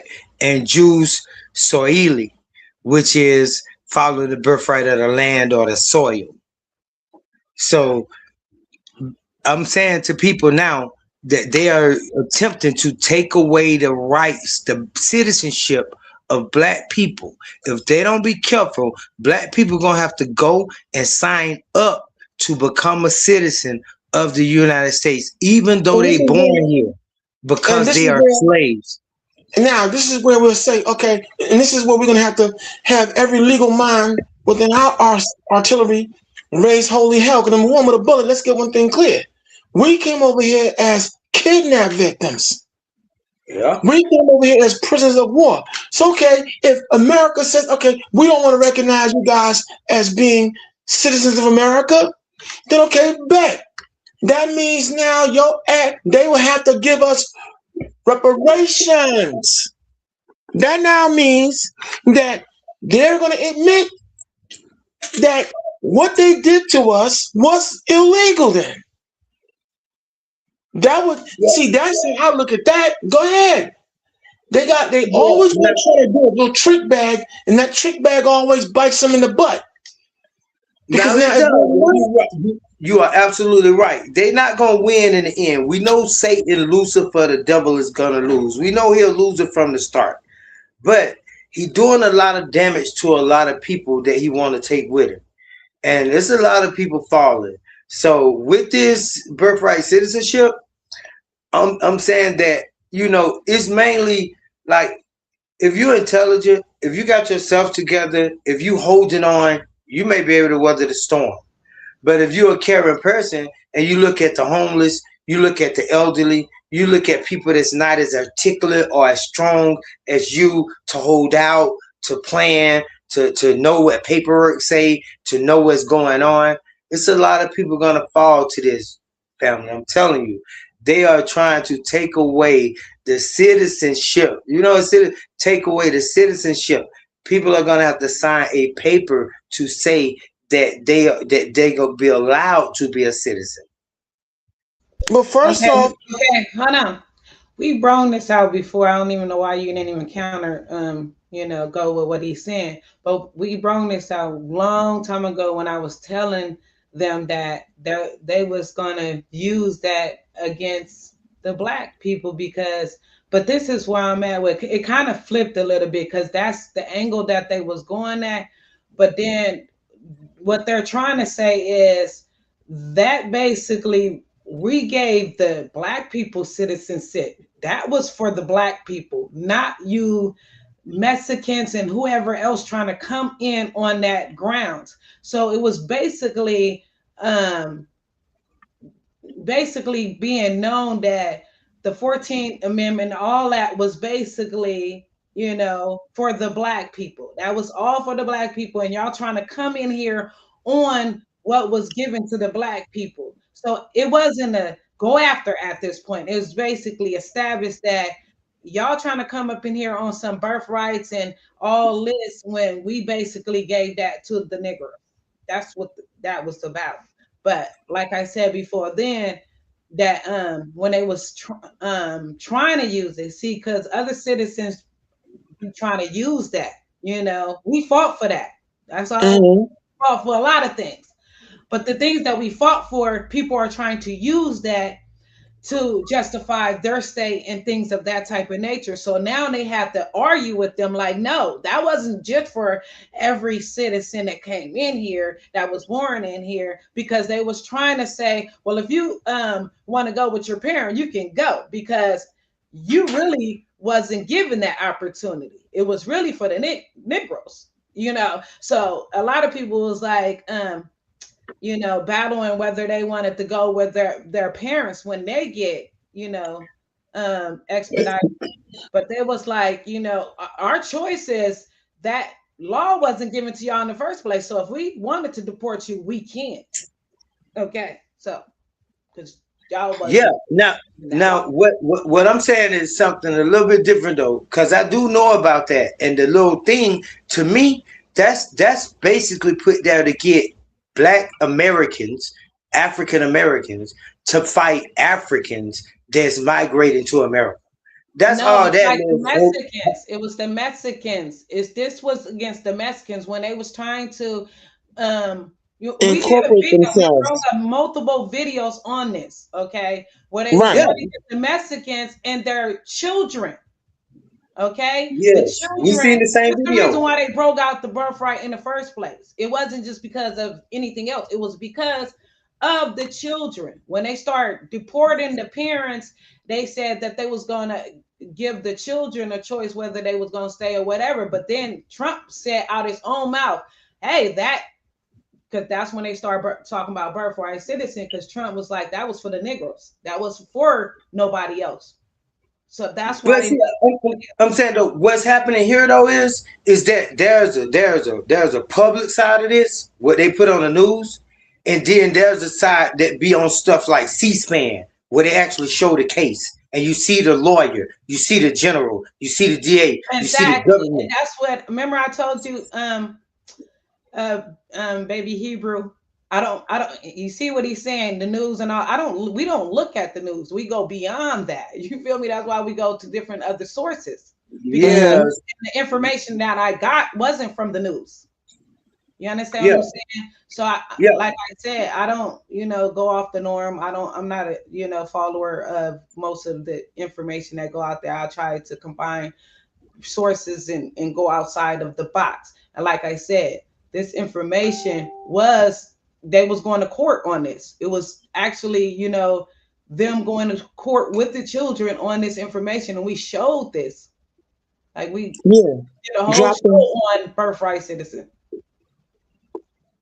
I mean, that's good. If y'all showed it, that's good. But what I don't understand.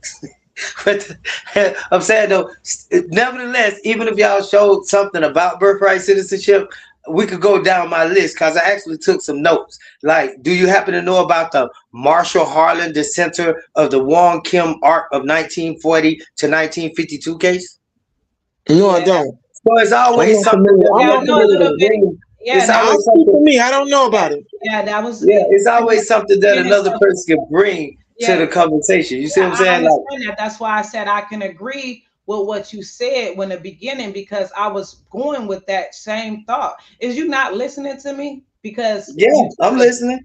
Discredit what I said, but I basically said when we started the show, I was trying to tell black people that they was really coming after using our law against them. But then they're gonna start coming after us, and I start showing where they was attacking the Venezuelans, and I was showing multiple videos of how they was using that law against dark-skinned people and black people before they started doing that march. Going in there with the military. Okay. Targeting all black communities. Chicago, New York, and different places. That's all the same thing, because remember, they was acting like they're going after immigrants. True. I know. I agree. All black communities going after black people. Acting like they was looking for immigrants. And then they start, like I said, they started being on a whole nother thing. I did songs on it, but they was using the birthright citizen. They start talking about that because only reason why they was using that because the other minority was using it, trying to use that law, saying that they couldn't come after them or try to discriminate them, trying to use our law. That's why they was making videos saying we not supporting the Mexicans and all that. But they was wanting us to support them using our law. But then after that, they start going out targeting black people. They start targeting dark-skinned race people, should I say. And then it went up to dark-skinned, then they went into the hood. It's all the same thing. Yeah, that's what I knew though. I knew that once it go from they start questioning other people's status here, that it would eventually go to questioning everybody's status here. But my position is though is this. But here's my thing. Going after the Somalians and things of that type of nature. But the thing is, right? No matter how they try to spin or slice it, if they come that route, then okay, that's gonna be them saying, all right, we brought you over here as kidnapped victims. We brought you over here illegally. We brought you here illegally. Therefore, now that definitely opened the door for reparations. You can't get around that. And I'm like, look, whatever, bring it. But it'll kill them off too, because majority of them are birthright citizens themselves. True. Very true. Majority, even when we showed the video, he said, my mom and dad and 6 of us came up in here. A majority of them are birthright citizens. And their fathers and their mothers, their forefathers and mothers came here illegally. So okay. You come for one, you're gonna come for yourself. So all right, I mean, like I said, we're gonna see how that pans out. Determine if a person is a really birthright citizen, because majority of black people, Africans was already here. So it's gonna be very hard to I know. Determine that. I know. But these fools are gonna but their racism is so freaking rampant and so freaking toxic and ingrained in them. They're gonna try anyway. But whatever, I'm gonna say this here, let it just fall where they may. Anything else we want to discuss?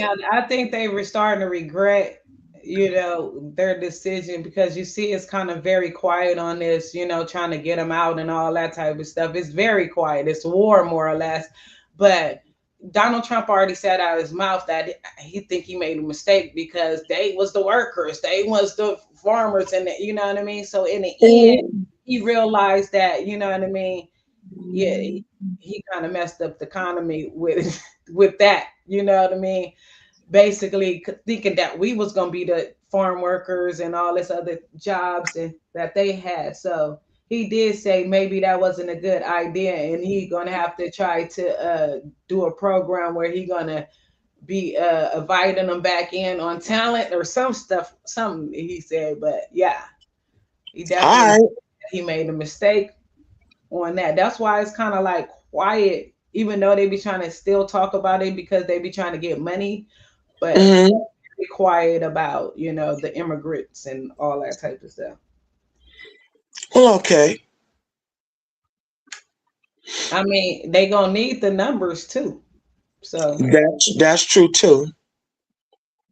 Now that's very true. All right. So what else is on your mind, baby London?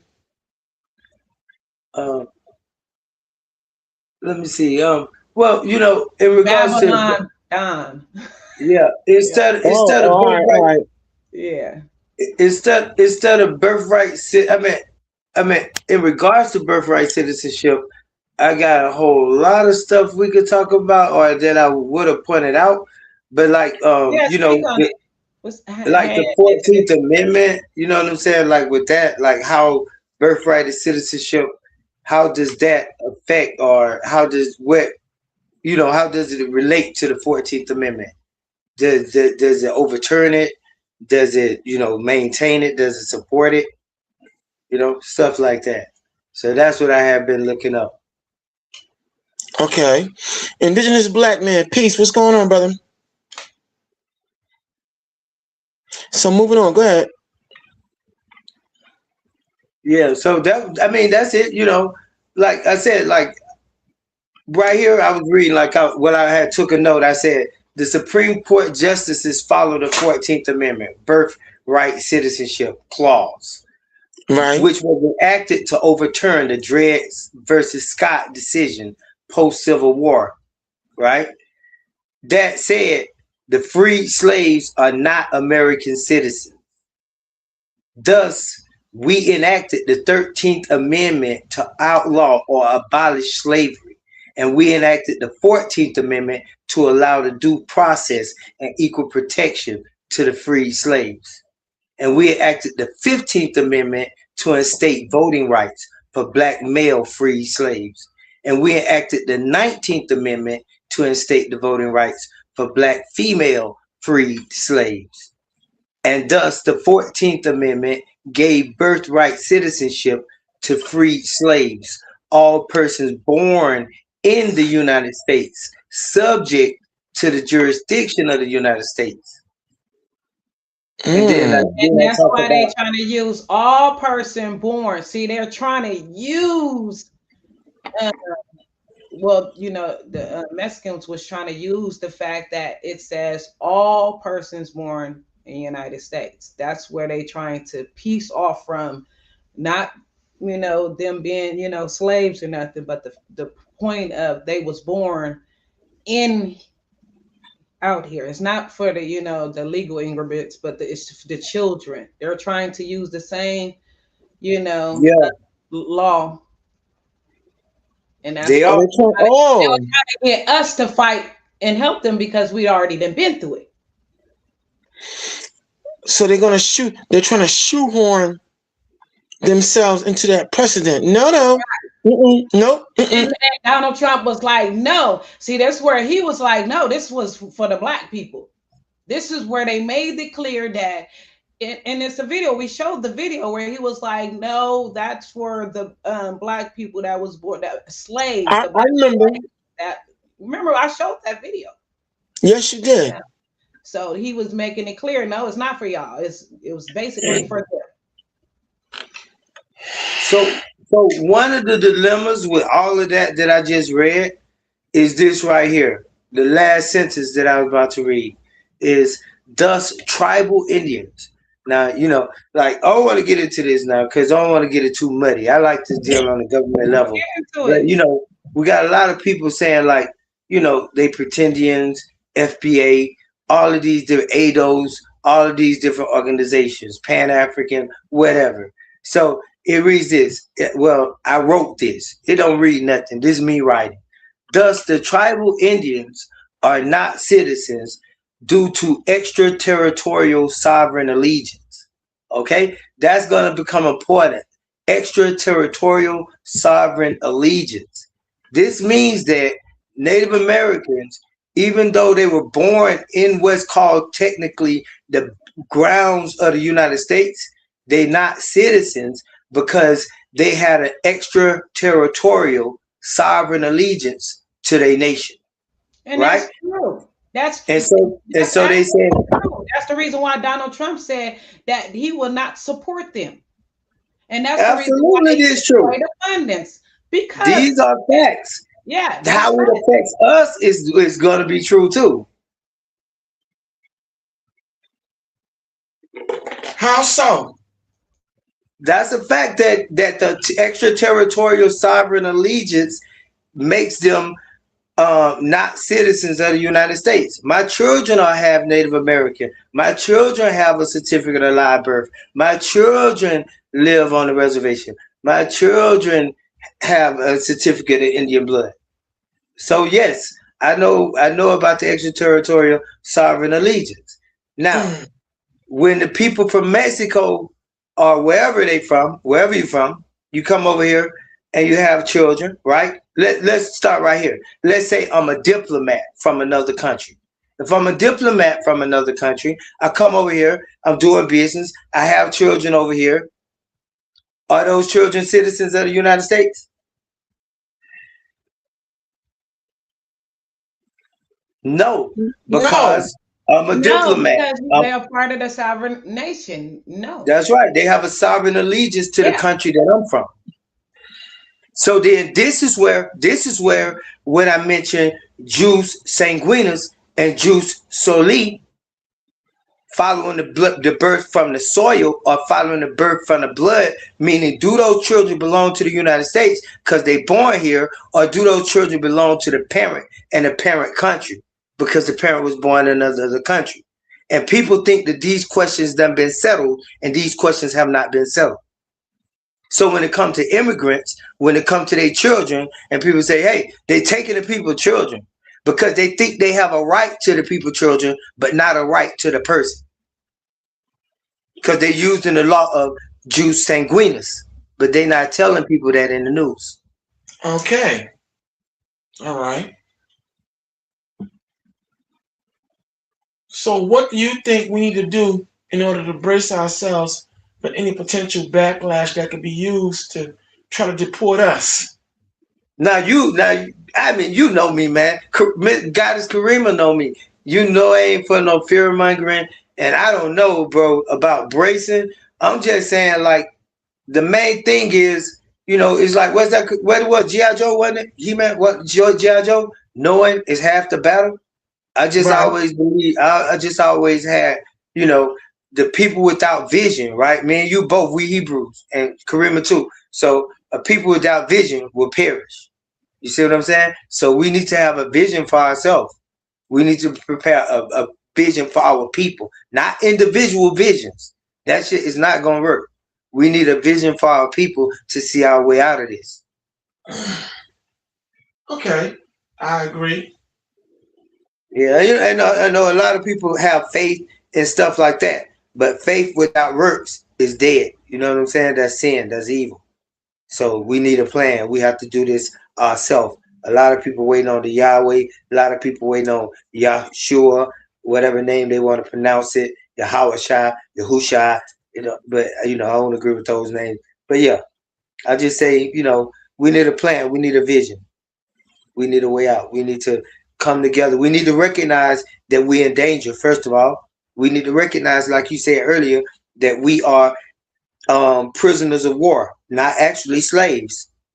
We need to recognize that the war is not over, that we still fighting for our, not rights here as civil rights, but we still fighting for our sovereign, like land, property, freedom to go wherever the fuck we want to go and not have nobody over us. It's a little bit different. So that's what I would say our people should prepare for. Not really brace for something to happen to them, but I say I'm a revolutionary. I'm a black rebel lion. So I'd rather put my mark on the beast than to have the beast put his mark on me. I'm from that end. All right. Yeah. I'm more Malcolm X type, more Black Panther type. And I get that. Self-defense, you know. Yeah. And that's what we need. I agree. Right there. All right, so yeah. But seriously, and not in a haphazard way, you know, even the Constitution or whatever, it tells you that you can form a well-formed militia if the government that you have becomes corrupt in any kind of way. And I agree with that wholeheartedly. And that's what we've been lacking. No military, no militia, no kind of defense mechanism at all. That's right. We as a people, we need to invest in that on this land for ourselves. We don't need somebody to tell us to do it.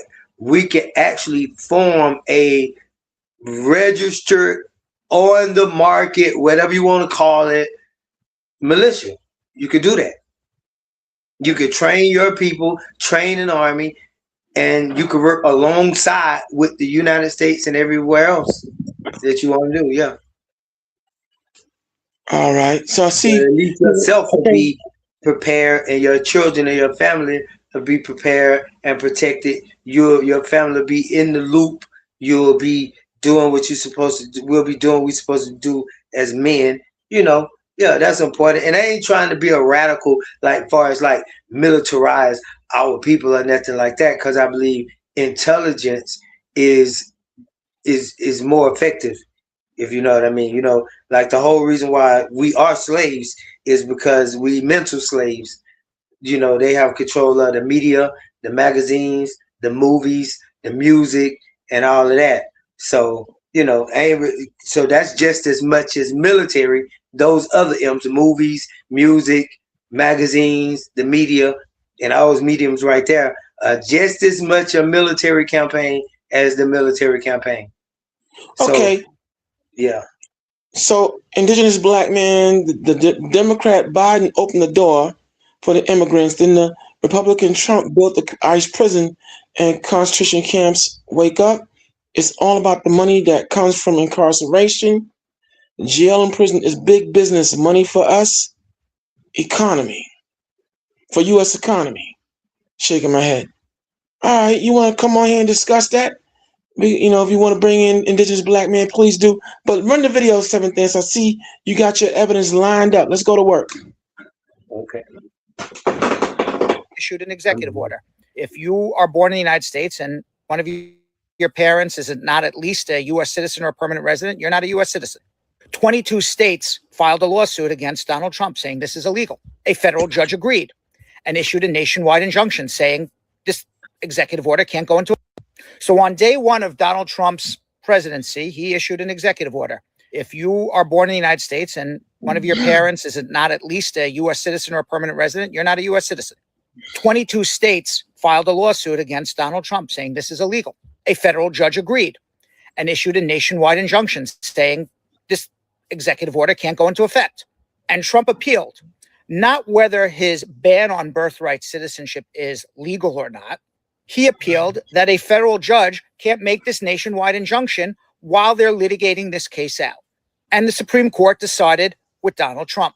So they haven't ended birthright citizenship. They didn't make a decision on that. What they have said is, if you are a child born in the United States in one of these 22 states that brought a lawsuit, that injunction continues. You will be considered a U.S. citizen. You will get your benefits as a U.S. citizen, whether it's your birth certificate, your social security number, Medicaid, food stamps, whatever you're entitled to. But if you're a child born in the United States, in any of these other 28 states that did not bring a lawsuit, the Republican states, in 30 days from now, you will not get any benefits. You will not get your birth certificate, presumably, nor a social security number, nor Medicaid, nor food stamps. You won't be considered a U.S. citizen, perhaps even deportable, baby deportable, imagine.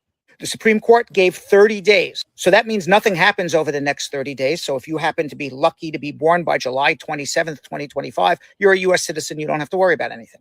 But after July 27th, you have to rely on new litigation that's expected. And they're going to make it a class action and make an injunction for each of those particular litigants, every person who's part of this class action, that Trump's ban on birthright citizenship is illegal until a final decision is made by the Supreme Court of the United States.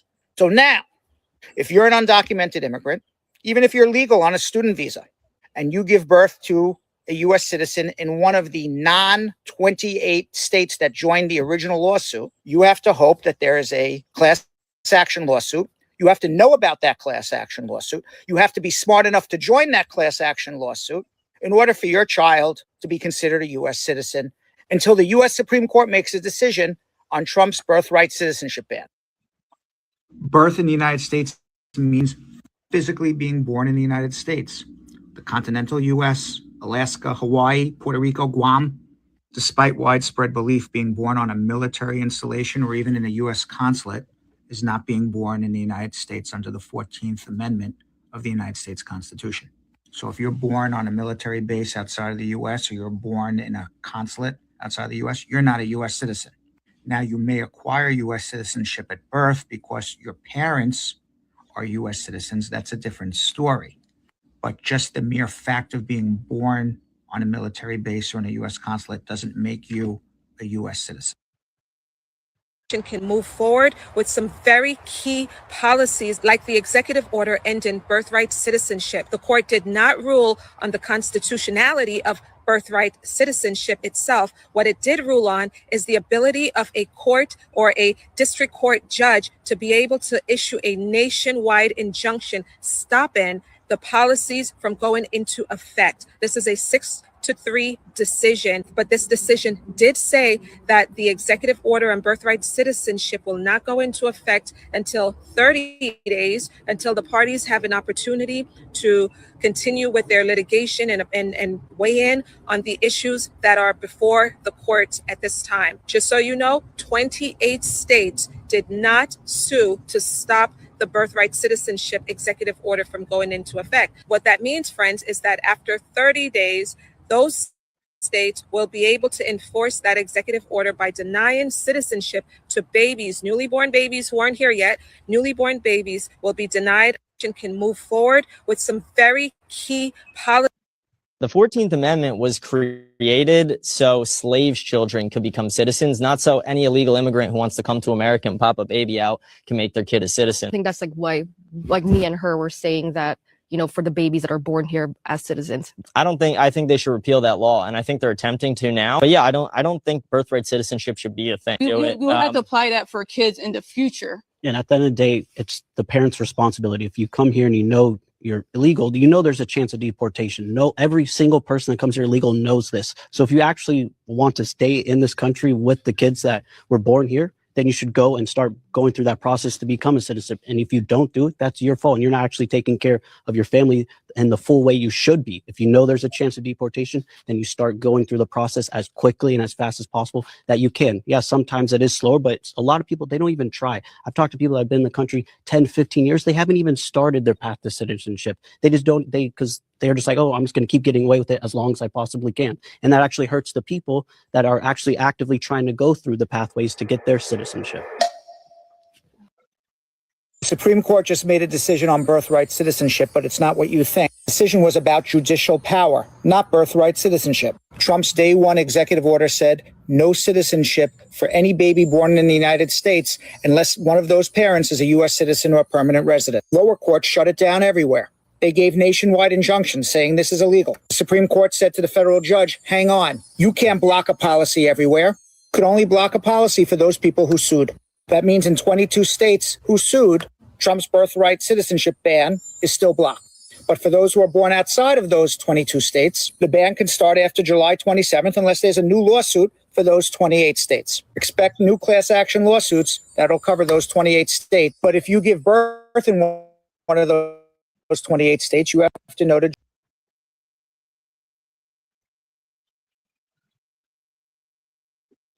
And there you have it, ladies and gentlemen. The evidence has been laid out, and we're here on The Conversation Continues Lions Den. Rest our case. So we're getting ready to close out.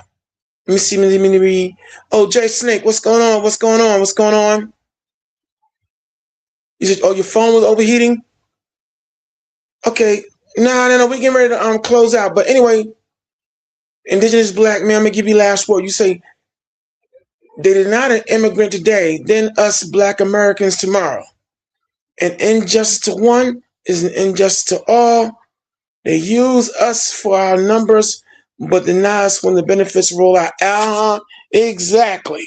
And so with that being said, you've all been thoroughly informed and thoroughly given all you need to make your own informed decisions on every issue that we discuss here on the Lion's Den. And in closing, we thank you for allowing us to come into your homes, your minds, souls, and ciphers. And you learning something, yeah, you just might. So don't worry, don't despair. The seventh answer and our dark storm, we shall return. And in closing, in the spirit of God, wait. We give honor to the Lord in Christ, from whom all positive thoughts flow. And as always, I give honor to my mentor, my friend, who one time in life was known as the third answer, Mr. James Mtume, and also a beautiful friend of mine, Brother Comanche, Mr. George T. Burton. I dedicate this show to his memory as well, and to all of us who are loved. And therefore, we'll be right back at you, and the conversation will continue. And in the spirit of Darkinis, on the Hebrew tip, we say, Shalom, peace, Ahab, love, and the Pash, soul. And we are up out of here at 2 o'clock in the morning on my side of the coast. Good night, goodbye, and take care of yourselves. Take us out, seventh answer. Yeah, definitely come back.